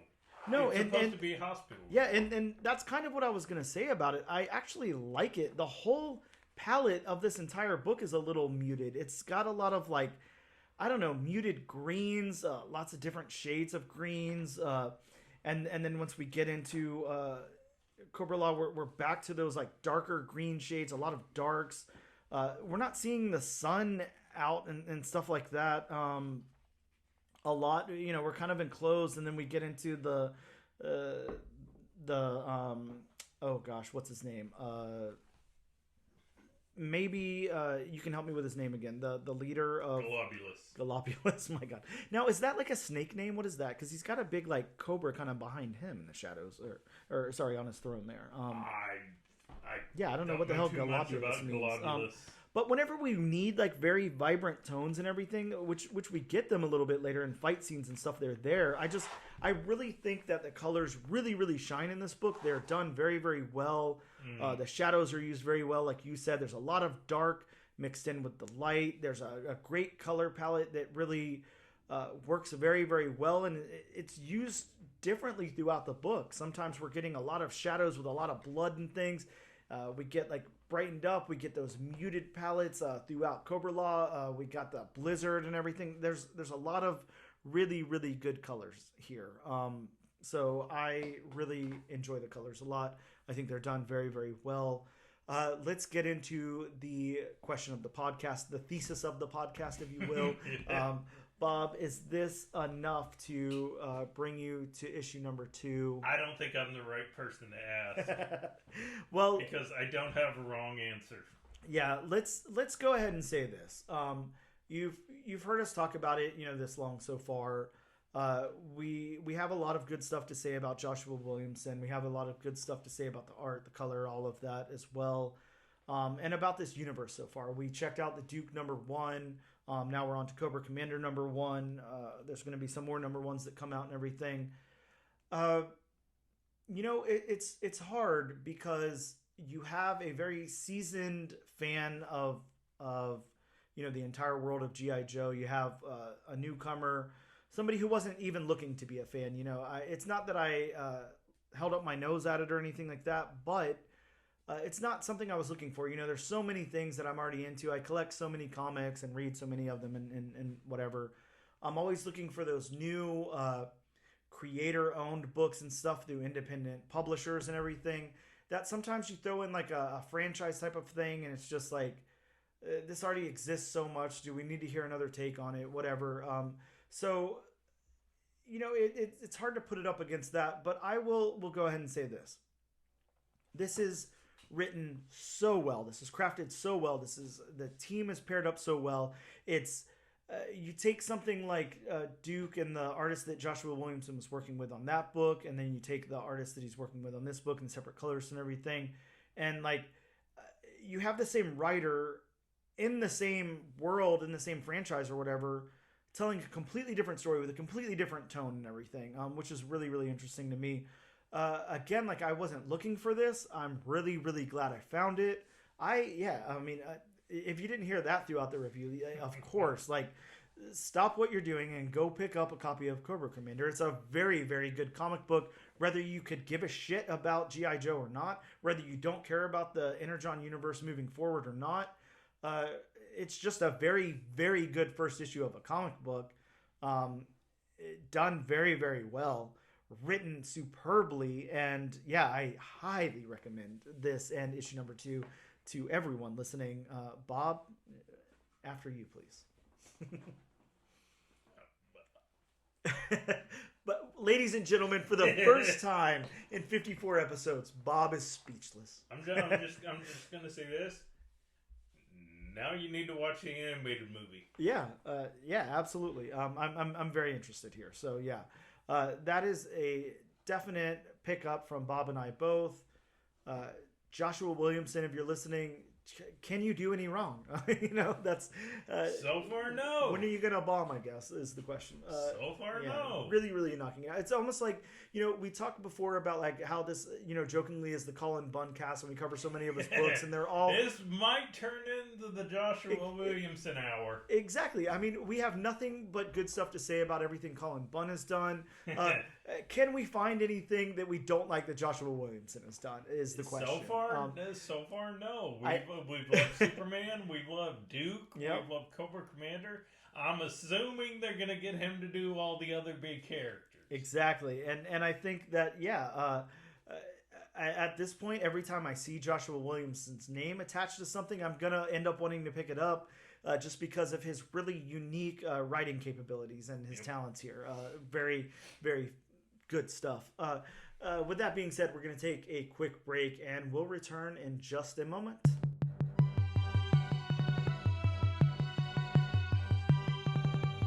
Hello and welcome to the All New, All Different #1 Comics Podcast. We are here with a very special creator interview.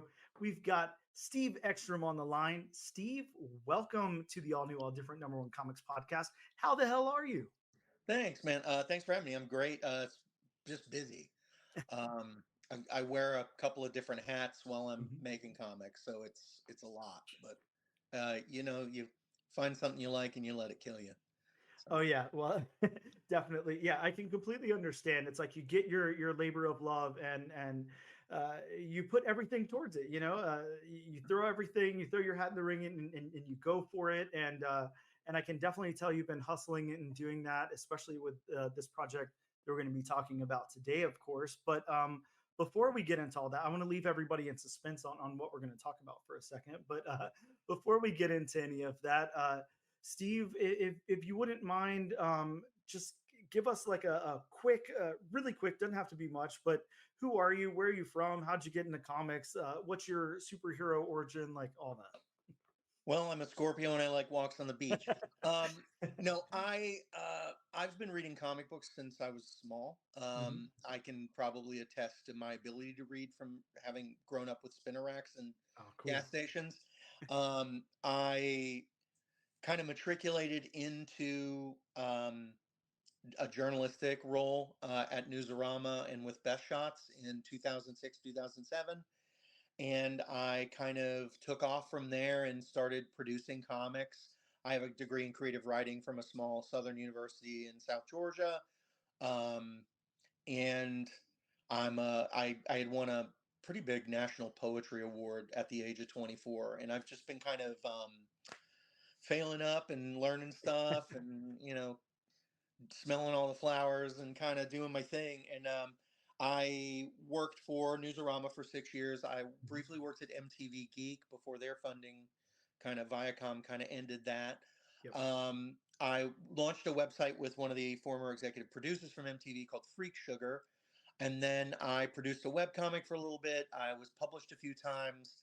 And then I took the role of publisher and kickstarted a couple books on a small brand called Imminent Press. And after that, during COVID, I kind of found my sea legs lettering books for a living. And I Okay. started editing and lettering other people's works because I have an editorial background with my degree.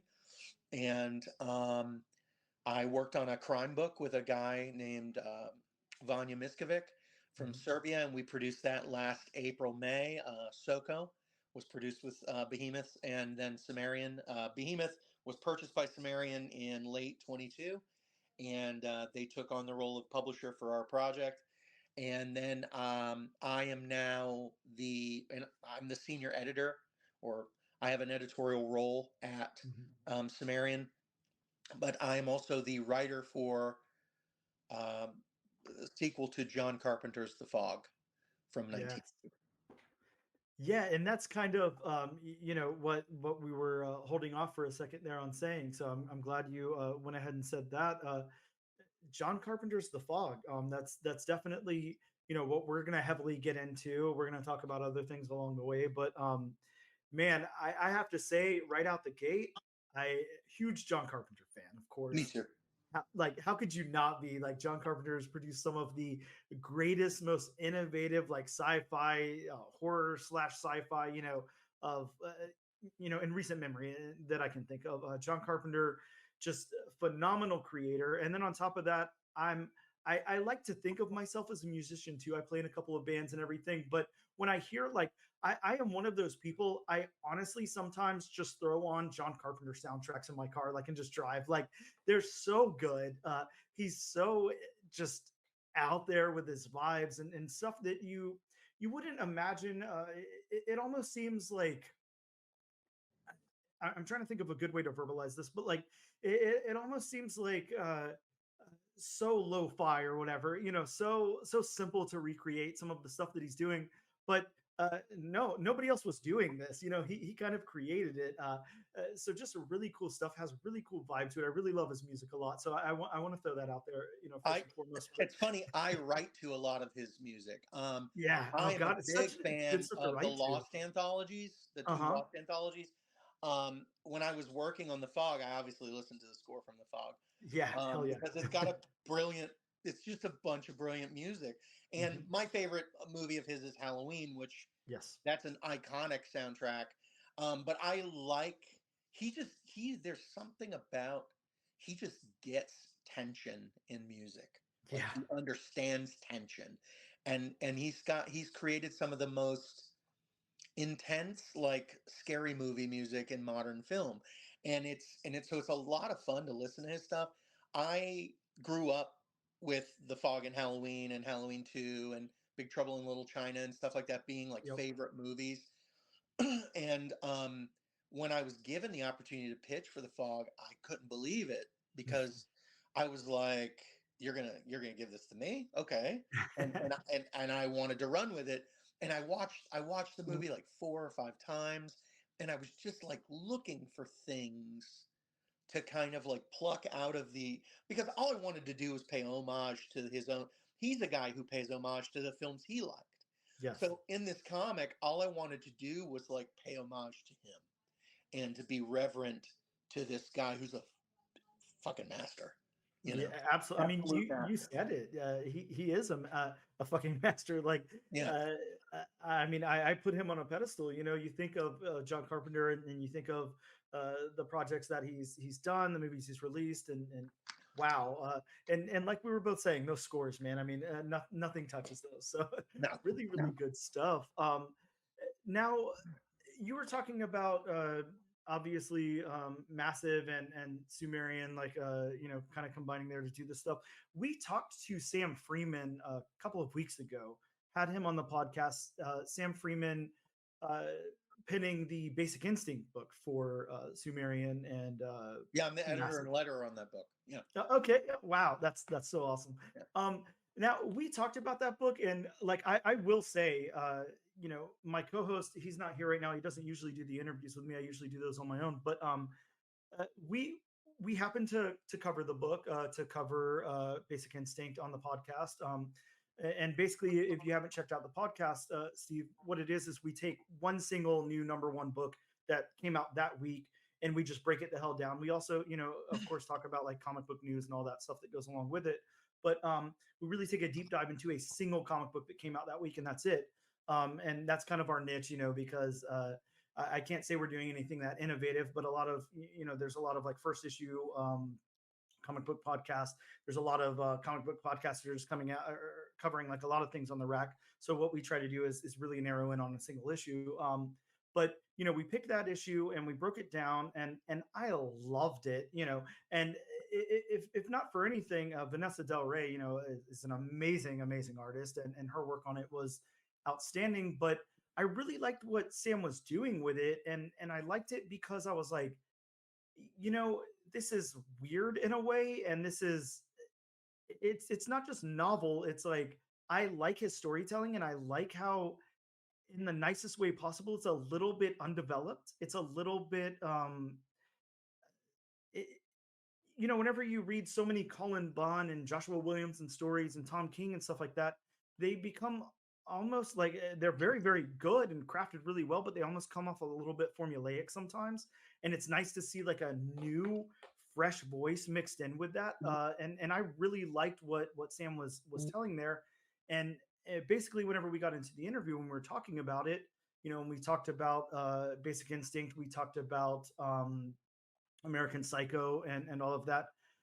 I didn't know exactly what Massive and Sumerian were like doing here. Like, are they just taking like a lot of these like, you know, kind of cultish like franchises and expanding upon the story, like doing something with those? And that kind of like seems like something that they're going for, something that they have planned in the future. I don't know how much about that you can say. It's fine if you can't say anything, but whether you can or not, like I really like that you landed on the Fog. It's funny because like I'll call Nathan in the middle of the night and I'll be like, hey, I just had an idea. Let's go see if we can get the license for blah, blah, blah. I And love I'm like, that. hey, like I pitched a couple years ago when we were first getting to know each other and I wasn't with Behemoth yet. I wanted to pitch a sequel to The Rental. Have you seen The Rental? I have not seen The Rental. Okay, The Rental is a phenomenal horror movie. Okay. That sneaks up on you. And it's kind of got a novel kind of hook to it. But the first 2 acts are like a drama about 2 couples that are staying in an Airbnb on like the West Coast. And then one of the couple's dogs go missing.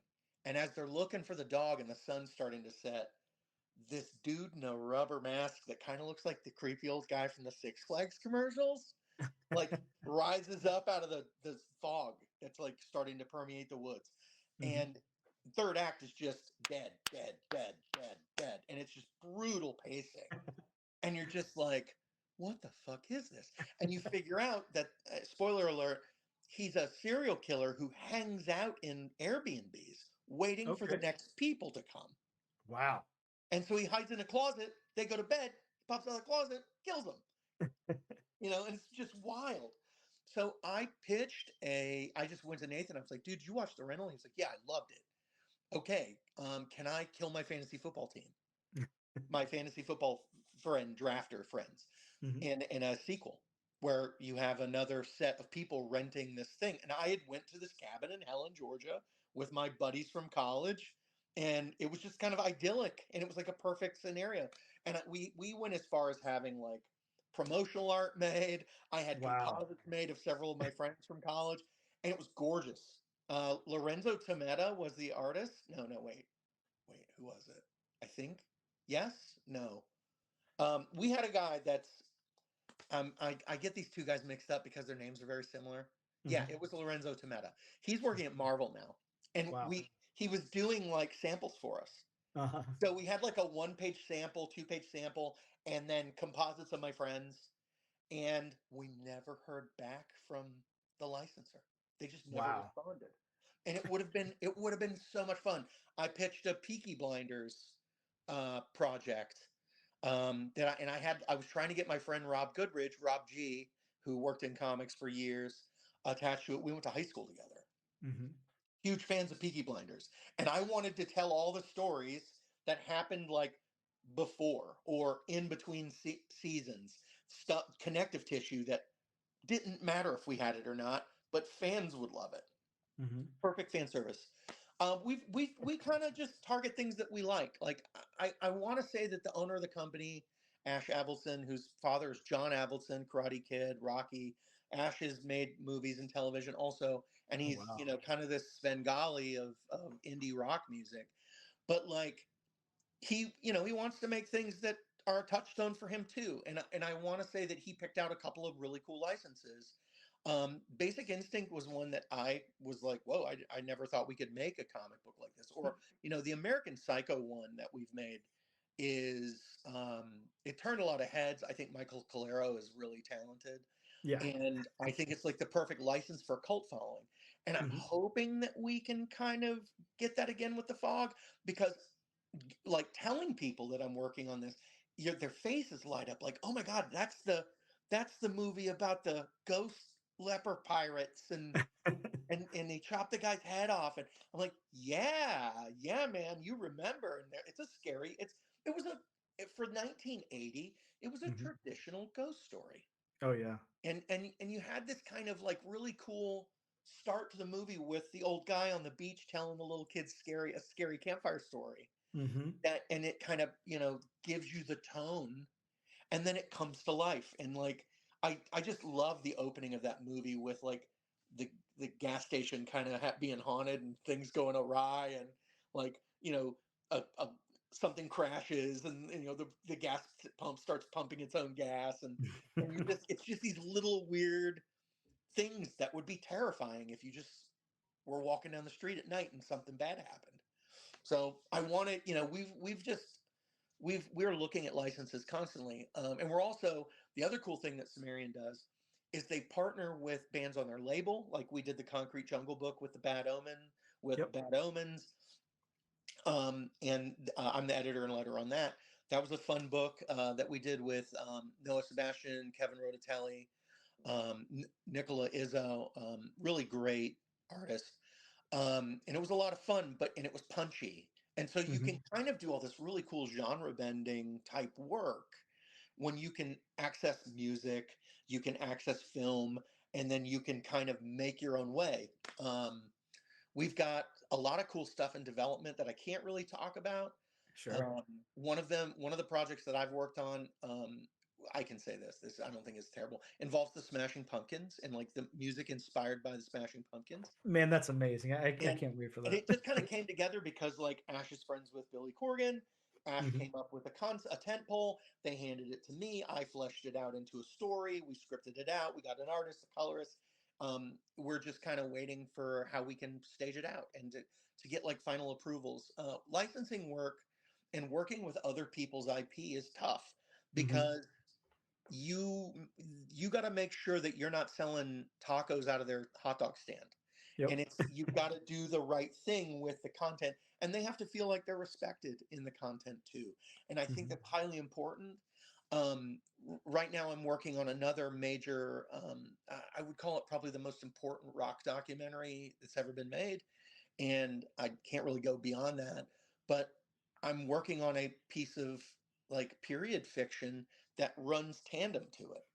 Wow. And so you're watching this documentary and all this stuff is happening and all these popular musicians are there. And I'm talking about a story about a cameraman who was working on it. And then I'm intertwining that guy and his girlfriend with the band in question. And so it's a lot of fun to take things like that and to have the challenge of working on projects that kind of push the limits of your creativity, but also pushes your limits within the boundaries of something that really exists or something that you might like. I mean, you just reacted to the Smashing Pumpkins thing. Yes, definitely. You definitely want to read. That was a cornerstone band for me in high school, and they kind of represented to me kind of the weird outsiders. Yep. And it was like music meant for me, and it was so relatable when I was a kid. So there's lots of cool stuff that we do, and it's such a luxury to be able to work with licensed content that you like. So having things like The Fog handed to me, where I got to, turn this in, and I don't know the actual level of truth behind this, but I was told that Carpenter had a hand in looking at the proposals. So wow. he has his own comic book company with his wife. They have their own brand. So to be told, hey, yours got picked, that means he had a hand in that. Yeah. Which is, that's like Willy Wonka gave me some candy. I'm a diabetic, so yeah, I'll still eat it. But like, hell yeah, having somebody you absolutely adore their work endorse your work, it's a huge feather in your cap. Oh yeah, I mean, it has to be such a good feeling too. A validating feeling and just wonderful. And to know that I'm talking to a guy here who is involved in that kind of thing. Now, when we initially made contact, we I'll let the cat out of the bag here. We talked through Instagram before meeting up here on StreamYard and recording this, but I didn't know your level of involvement. I of course wanted to figure that out here through the podcast and everything. But yeah, and you're right. Smashing Pumpkins for me also. Look, I'm 40 years old, so they were coming out at a time that was very influential for me. And I hate to say this, I always feel pretentious when I say this, so please excuse the pretension here because it definitely is going to be thick. But I love the Smashing Pumpkins a lot. They were a very important band to me as well, and that's kind of why my eyes lit up whenever you said that. I loved grunge music. I loved shoegazy type of music. I loved indie in that time as well. What was, I think at that point we were calling it college rock or whatever. But I loved all of that music, and the reason that I loved that music so much was because while most of my friends and everything were identifying with like Nirvana and things like that, I really couldn't get on board with that. It was a little too harsh for me, and I didn't love it. Not that I hated Nirvana or anything. I just wasn't the hugest fan. But hearing the Smashing Pumpkins, hearing the Screaming Trees, stuff like that had a little bit of a more melodic edge to it, really kind of brought me into that kind of music and kind of shaped who I became later in life. So to hear that you're working on that is phenomenal. Yeah, no, I'm 47. I remember being in the 9th grade and getting Nevermind and, and being in like my junior high school and getting a copy of Siamese Dream and listening to Gish with my best friend in like 1992, 93 and being introduced to the Smashing Pumpkins.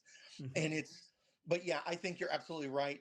College band music, college music, grunge. There were like Nirvana was certainly toward the avant-garde with their stuff. Lyrically, it was a lot grittier. They really messed with sound in a way that other bands did not. Yes. And Kurt Cobain was a creative genius, and it was really unfortunate to have him end his life or, at such a young age, before we could see what this guy could do, as he matured. Because Oh you yeah. can look at certain musicians and they almost transform over time. Like, Mhm. I think one of the best people to look at is somebody like Elton John, who Yeah. kind of was campy and a cartoon character, and he kind of transformed himself multiple times. Madonna did the same thing. You can Mhm. look at these larger than life people that have these, prolific careers, and it's all about just like transforming. And I think comics has that too. I think that there is definitely, you can look at project, like major big two books, and look at the changes that Batman has gone through since the late 60s, early 70s, Yep. or like the X-Men, you know. Mhm. And Mhm. it's this is such a medium, a wonderful medium for change, and to be evocative for any kind of growth, progression, to take things and transform them. I watch a lot of like Chopped, and you're Okay. watching like people take spaghetti and sabudana poha and all these Mhm. weird ingredients, and they make things and they transform them into something else. And it's you can do the same thing with comics. So it was fun to take something like The Fog and go, where can I take this? And not have it, you know, pay respect to it in the past, but also push it past that into something new. And I started tying, like, without spoiling anything, Mhm. I started, my concept came from local paranormal lore from the region of the country I'm from. Very cool. Yeah, and Look, I was introduced I into some weird stuff, and I just said, I'm gonna steal that. I like that you bring that up too. Like, I don't want to cut you off like at all, but you know, a lot of people, I guess, a lot of people know a lot about the Thing. They know a lot about Halloween, all of that. And for a lot of people, The Fog is definitely a big movie in their life and a big John Carpenter movie. And I'm not downplaying that at all. But I think that you immediately go to the Thing and to Halloween. Now, a lot of people probably don't know unless they really look heavily into it that John Carpenter was inspired to write The Fog. Like, it was kind of like an inspiration from the 1958 sci-fi like B horror movie The Trollenberg Terror, which is, I think it was released like separately in the US under the name The Crawling Eye. Yes. Yeah, like, I mean, so he was inspired by that. Like, and if you take a look at that story, it's definitely not the same thing by any means, but you can see like how he would get inspired to write The Fog, by watching that. It's kind of like starts off at like a The Outlaw's Past kind of thing, but with like a crazy radioactive cloud and stuff. And then it was that, and then he took a trip to Stonehenge, and then kind of noticed like a fog creeping towards him, and he was like, "All right, I have like this thought here." Right. Which is so cool. So it's like he took something that really inspired him and expanded on that and made his own story out of it. And like you said, you're taking this that inspires you and expanding upon that and making your own story out of it. Yeah, the big thing that I started asking myself is, at the end of The Fog, the curse is lifted. Yeah. And, the curse of the Antonio Bay is gone. You've satisfied this ghost and his crew's need for revenge. So where does it go from there? And Yep. and I was like, what happened to the big golden cross at the end? Because it disappeared. Yeah. And then, they come back and they chop Father Malone's head off, and then they disappear again, and that's the end. Hmm. And I was like, well, what happens to like, what if you're just in an area steeped in paranormal energy, and you're still haunted, all these creatures are still around, they don't like dissipate, but Yeah. like, what if Captain Blake's like a passive ghost that haunts, the Antonio Bay area, but he doesn't really do anything. He just Hmm. kind of, he's just like, they've done plenty of studies on paranormal stuff where there's just passive energy, and the notion that some kind of energy or spirit may inhabit a space Yep. but not do anything malevolent in it. And I was like, okay, that's weird. So how could I manage that in a different way? And then that's when I started importing local lore from where I'm from, without, again, this is not a spoiler, but there was a story that a buddy of mine, who's actually one of my old college professors, a retired history professor, I was helping him go to a doctor's appointment. He's in his late 60s. Hmm. And we were driving him back to his home, and he was telling me about this guy that lived He kind of just appeared in the woods. He was like a 3-year-old. They found him naked in the woods. Wow. No way to identify where he came from, and he called him the man from nowhere. Like he couldn't. He was like, I don't remember the guy's name off the top of my head, but he ended up with a family locally. They adopted him. He went on and lived his life. Blah blah blah. But it was like always weird that he was found in the woods and they couldn't fix. This was the late 1800s. It's not like he could have gotten very far in the wilds of the woods as a naked 3-year-old. Sure. So to have this guy, this creature, so apparently they had exhumed him from what my friend told me, and he was like, I was like, I really need to research this more because I want to know more. He was, this is all oral tradition, so I don't even know if it's real. And I was like, this is a fantastic oral story that I'm just going to kind of reference and lift some of the ideas of this about this guy that was a part of Antonio Bay. And it turns out that like the Antonio Bay centennial celebration that happens in the fog, like it ruined that town.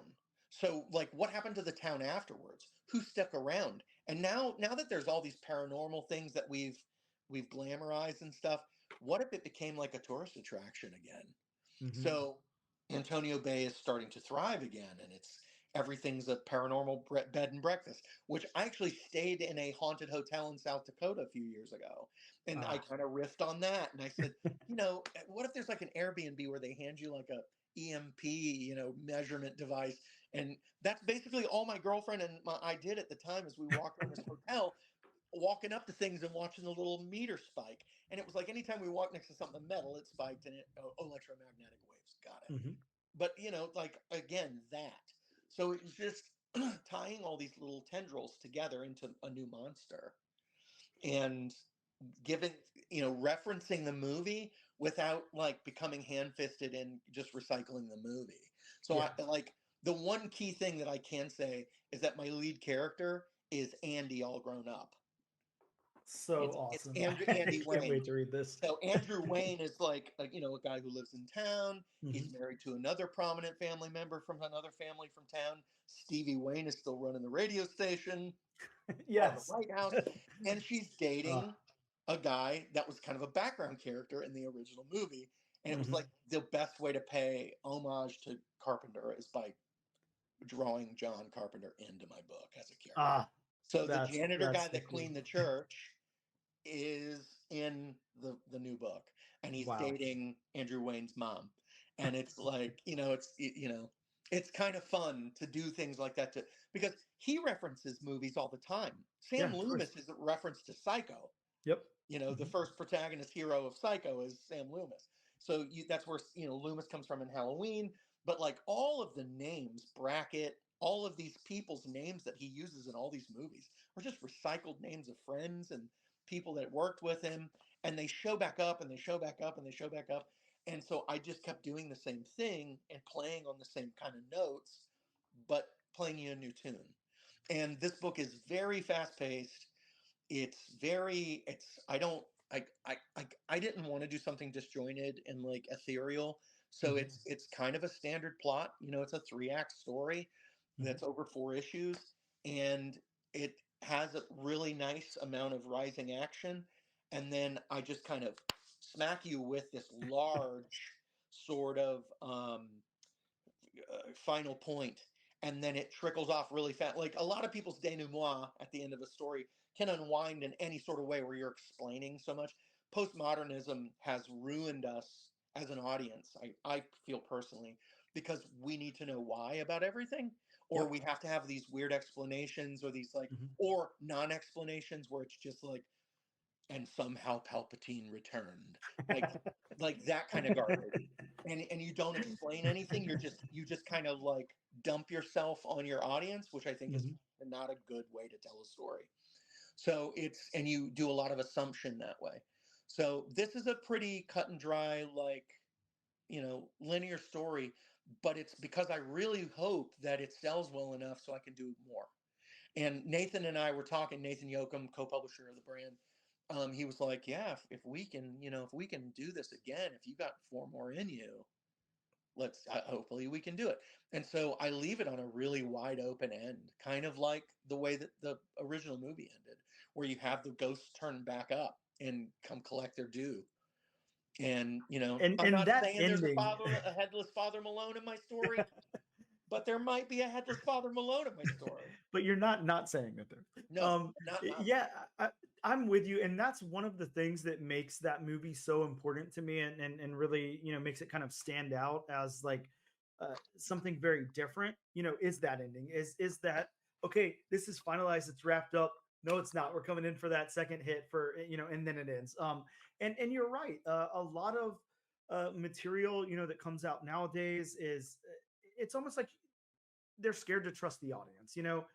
We've learned that derivative nostalgia is safe. Yeah. We've learned that brands that have recognizability and time honored, banknotes are safe. So there isn't a lot of new anything.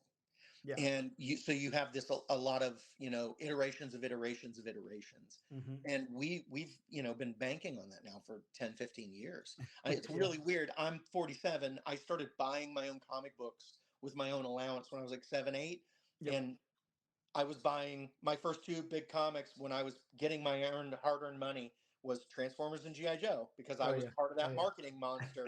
And now I'm 47. I just drove to a comic book store and I bought Transformers and GI Joe, and that's pretty much the only books I buy. Well, you'll be happy to know that your interview is included on the Cobra Commander episode of the podcast. So, yeah. I'm a Destro guy, but that's rad. Fair enough. Yeah. Yeah, and and I was gonna kind of relate it to that actually. Like you were saying, or kind of like the thought that I was pulling out of what you were saying there.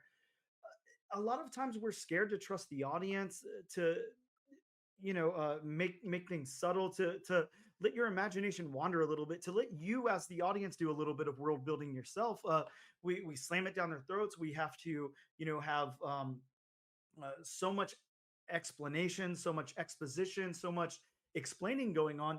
Now, take the book that we covered today, which was Cobra Commander from Joshua Williamson over there at Skybound and Image. And I mean, I'm not a huge GI Joe or Transformers guy. Now, we've covered Transformers #1 by Philip Kennedy Johnson. We've covered for Duke, and now we've done Cobra Commander.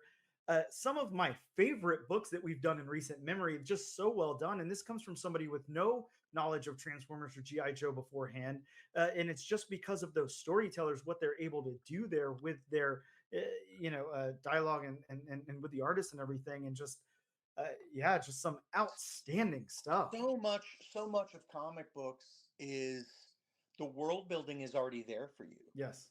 So as long as you've got an artist that can draw buildings and cars and horses and trees, there's a wealth of material. So character-driven stories are so much more important. It's really hard to tell a story if you don't know anything about your lead.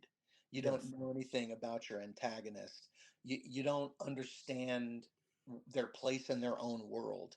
So, and I think that that's part and parcel, again, part of postmodernism and how it's infected media, is that we have to kind of like barrel through it. And I think that we have to start to find our way to these character-driven stories again. I just bought Cobra Commander and Duke. Like, I'm a collector too, so I've been like buying the ratio variants. Then I'll drive to the store that's like 30 minutes from my house that's near my gym, and I'll go buy a few comics and then read them. And so I've got a bag out in the living room that's got Transformers #4, G.I. Joe 303, which just came out today, Cobra Commander #1, and Duke #1. And I'm going to read them all tonight. And I already know enough from going on websites and talking to people on the web. I don't care about spoilers. I get in a lot of trouble because I'm like a spoiler-proof person. Because for me, I don't care about the surprise. I care about the execution. Yep. And it's like, I expect surprises. I hope you're trying to surprise me in a book. So therefore, spoilers aren't important to me, like the hook of something. I really want to know if your hook's developed. And that's probably the editor in me thinking about how stories are told, and the creator in me, the craftsman in me, when I'm like, how did you construct your story? Because if point A and point B, you can't get to it from what you've created, why am I spending my hard-earned money on your story if you can't even land your plane?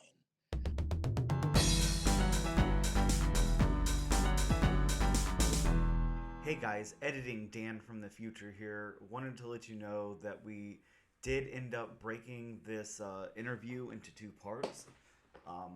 So you can look for the second part of this dropping next week on our next episode.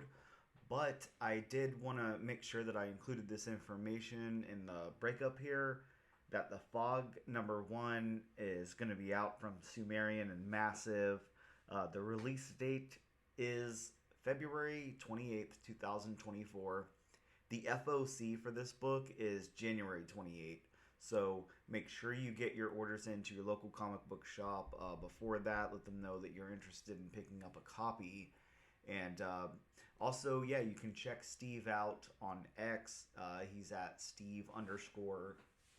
That's EKSTROM. And on Instagram at Steve.Ekstrom. You can also go back and pick up Steve's previous book, Soko, out from Sumerian. All of this will be in the show notes, and it will all be repeated again on the next episode, but just wanted to make sure you guys knew that information.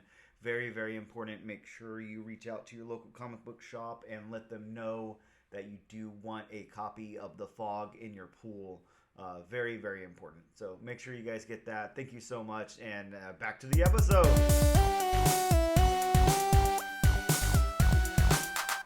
And we are back with episode number 54 of the all-new, all-different #1 Comics podcast. Bob, hit him with some books that are coming out next week. But before we do that, we have a very, very important message from Bob. It's disclaimer time with Bob. Yeah, and like I always say, these are just a few of the comics that, fingers crossed, may or may not be coming out next week. So if you want to have a more in-depth list, please consult us where, please go to a different website, consult with your local comic shop, call them, actually go up there. Wait a second, are you saying to visit a local comic book shop in person, Yeah. Bob? Yeah. That sounds a little risky. I know everybody likes the internet and online kind of stuff, but sometimes it's nice to actually get out of the house and interact with people. Well, you are speaking to nerds, a.k.a. me, so we'll see how much interacting we'll be doing. But, yeah, I agree with you, Bob. Get out, go to your local comic book shop, give them a call, do whatever you got to do. Of course, if you're in Jacksonville, Florida, like Bob and I, you can hit up Gotham City Limit. And Ben or Jonathan would be happy to tell you everything that's coming out. They'd be happy to let you know about delays if things aren't coming out as well. They're good for that. Whenever you get down to Gotham City Limit, or hell, even if you don't live in town, give them a call. They'd be happy to go over the books with you. Make sure that you guys congratulate Jonathan on his engagement, where he did propose to his fiancée in front of the Millennium Falcon at Star Wars at Disney. I know, so, I congratulate him. Yeah, very, very cool. Congratulations, Jonathan. Very awesome. If you're going to propose, that's the way to do it, that's right? Great. Yeah. That made it great in my book. And that's a story for the kids. I mean, because think about it, Bob. How many people, propose, I don't know, wherever on a mountain or some bullshit, or they, wrap up a little box on Christmas and have it under the tree or something like that. I mean, it's not a compelling story. It's not that interesting. Look, if Joshua Williamson was writing a proposal comic book, he'd do it in front of the Star Wars Millennium Falcon as well, and not, wrapped up under the tree on Christmas morning. So, yeah, congratulations, Jonathan. And like we said, hit up Gotham City Limit if you're here in Jacksonville, Florida. Go buy some books, whatever. Take it to the limit. Bob, what's coming out? So, starting off, we have one that I know I'm looking forward to. Mm-hmm. We have Star Wars Thrawn Alliances #1. Wow. I know nothing about Thrawn or his alliances, but... So, this is basically... there was a new Thrawn trilogy by Timothy Zahn, written after Disney took over. Okay. And one of the books was Thrawn Alliances. So, this is basically an adaptation of the book. in comic book form. Oh, I see. I am familiar with looking at that book at least. And and they're actually getting Timothy Zahn to write for the character that he created, that he made beloved. Oh, very cool. Yes, which, you know, stuff like that, when they get the original person who created that character, I mean, that's such a win in my book. He knows this character inside and out. Yeah, very cool. And this one's getting a 1 in 100 variant cover by Taryn Clark. So yeah, all the way up to a 1 in 100 incentive. Might be something big in the bones of this book, so might be worth checking that one out. I agree with Bob there. So the next one from Marvel has kind of gotten the internets and social media and kind of a little bit of tizzy. The next one this one's a controversial book now, maybe. The next one is X-Men number 48. X-Force, yes, but X-Force 48. Sorry. Yeah, no, you're good. And this one has a variant cover that is by John Cassaday, who is a very very talented artist. Yeah, super talented artist. We've seen some really, really cool stuff from John Cassaday. But this cover is very, very questionable. And if you've not seen this cover, just go ahead and type in X-Force 48 Cassaday on Google or something, or Bing, or whatever search option you use, America Online, whatever it is. And I'm sure it will pop up in the images there. We have a huge headshot of Beast from the side, I don't know, with some spittle coming out, with Wolverine in a very big front. underbite. Yeah, a very large underbite. And then we have Wolverine in front of that, popping his claws. And Bob, I wouldn't know exactly how to explain this art to anyone, but I think we said it well earlier when we said take like Rob Liefeld at his worst, crossed with John Romita Jr. at his worst. Well, and now that I'm looking at it, much closer, also mix in a little Scott Pilgrim. Okay, I can see that, I guess. This is a very, very interesting cover. We're still not sure if it's some kind of troll or something by John Cassaday, because like we said, John Cassaday, very, very talented, but we've seen the same kind of thing this past year with Frank Miller putting out some stuff that, Frank Miller, also very good artist, put out some very, very weird, questionable things this past year that were not up to his normal caliber of art. I'm hoping AI isn't starting to slowly creep in. I don't know what the hell's going on here. It could just be a joke. Who knows?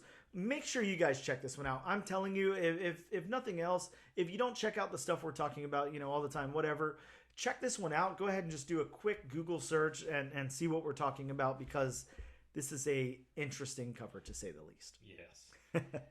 Next up from DC, we have Penguin number 6.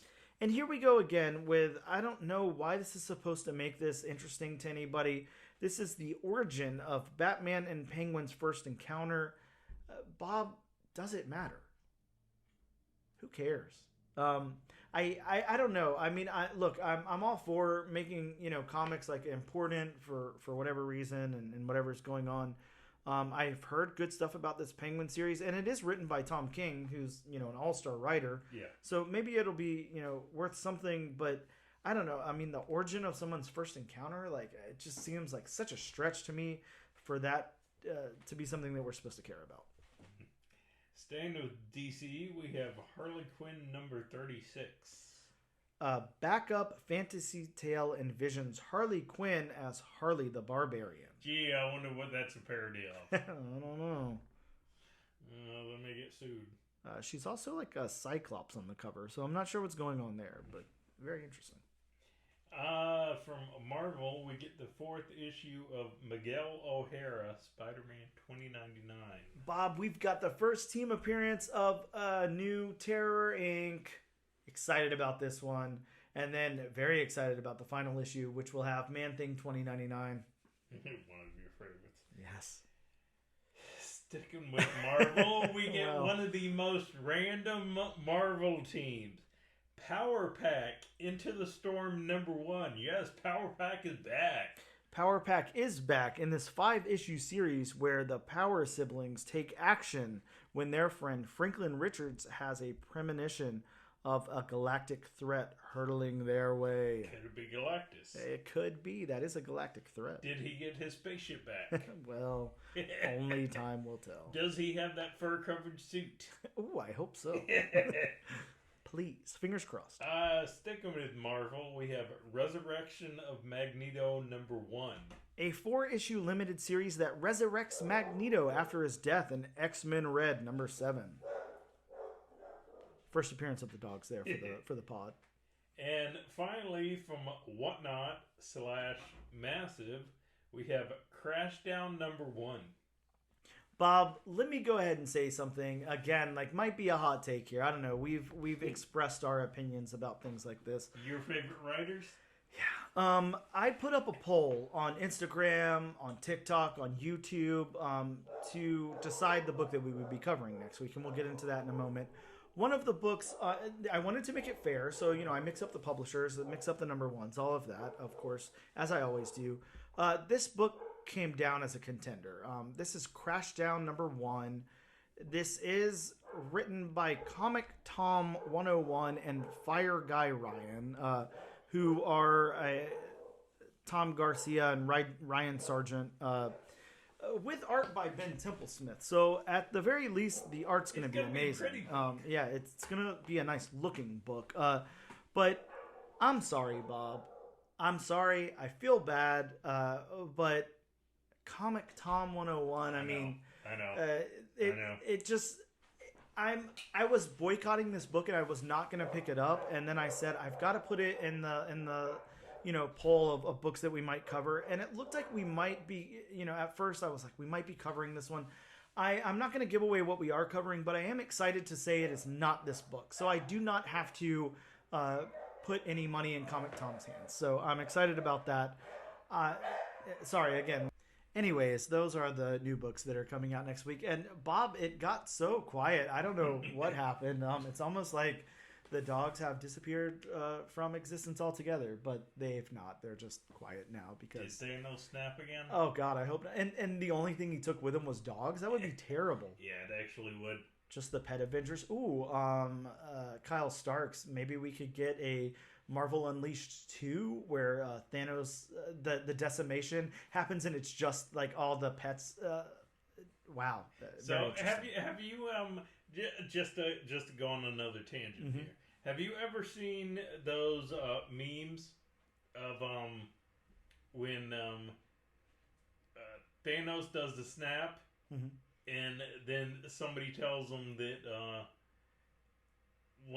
that one of the victims was John Wick's dog?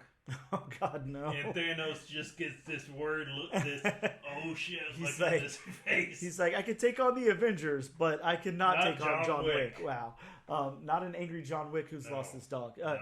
Yeah, we all know what happens when John Wick loses his dog. Nothing good, that's for sure. Not for you. Bob, this is probably the 5th book that we've pitched for Marvel this week on the podcast. Yeah, I love it. Now, let's take that in reverse. Kyle Starks, if you're listening, Marvel, if you're listening, Marvel Unleashed Part 2, we do the decimation, but instead of the Pet Avengers, let's have all of the humans on Earth disappear in the decimation and only be left with the pets. And then they're scouring like Earth, trying to figure out, what to do and kind of in in-game fashion how to get everything back to normal, but with the Pet Avengers. God, that would be amazing.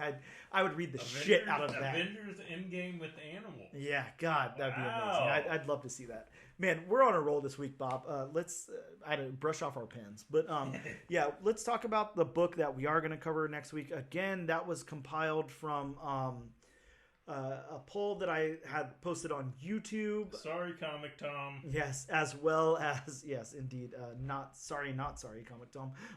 As well as Instagram and TikTok. And so I'm just going to go in order of what got the least votes to the most votes. A little bit of anticipation is always fun, right?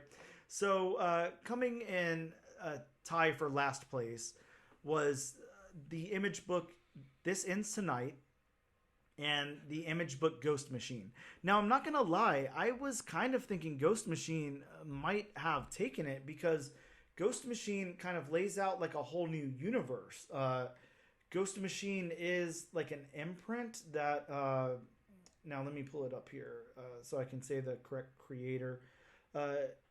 Ghost Machine being Jeff Johns, Peter J. Tomasi, Brad Meltzner, Lamont McKee, a whole bunch of people on this thing. Brian Hitch is on it, Francis Menopool, Jason Fabuk. There's so many people on this project here, but it got, the least amount of votes along with This Ends Tonight. So both the Image books out of the race to be the contender for next week. Not only that it's, such a talented creative team, but the fact that, the two last place books are from the same imprint.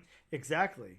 And This Ends Tonight as well. That is written by Jerry Dugan. So a huge, it's got Jay Lee on art. This is probably going to be a very good book, but again, at the bottom there. So this is not what people wanted to hear on the podcast next week. So very interesting. Now, number two second place in this poll here was Crash Down. So the Whatnot book by Comic Tom and whoever else, Fireman Ryan or whatever. So I can't believe that so many people would rather hear us talk about a Comic Tom book than a Jeff Johns book. Jeff Johns, Jerry Dugan, very interesting. And all I could think of was, it's always more interesting to hear people trash things, I guess, than talk good about them. So, everybody's got to know. I'm sorry. You think that was a troll pick? It's got to be. But it's not a single troll, so I don't know. We'll see. But what did end up winning out was the Dungeons & Dragons Saturday Morning Adventures, as IDW has been doing those Saturday Morning Adventures books, kind of making them the Saturday morning cartoon versions of themselves. I'm not going to start playing the game. Well, you never know. Bob might start playing the game. But I might. We will be covering next week Dungeons & Dragons Saturday Morning Adventures. That won by a landslide is all I can say. So we will be covering that. Very excited to cover that, actually. We've, going through this podcast, we're dipping into so many things that I never thought that I would read. You said it before, too. There's so many books in here that, weren't really on your radar, aren't really your type of book to pick yourself. So it's always fun to me whenever we get something a little different. Whoever thought G.I. Joe would be on your radar. Exactly. Not me, that is for sure. So I'm excited to be covering that book and see where it goes from there. That about wraps it up for us, though. As always, make sure you guys use our hashtag AllNewAllDifferentNation to be entered in our weekly giveaway. And check us out on Instagram at ANAD_1 Comics Podcast, on X at ANADNO Comic Pod, on TikTok at ANAD1 Comics Pod, and on YouTube under the Comic Book Channel. And like I said, use that hashtag if you want to be entered in our giveaway to win a copy of the book that we covered this week. You definitely want a copy of this, so make sure you use that hashtag. And thank you guys so much for tuning in. We'll see you next week for some Dungeons and Dragons.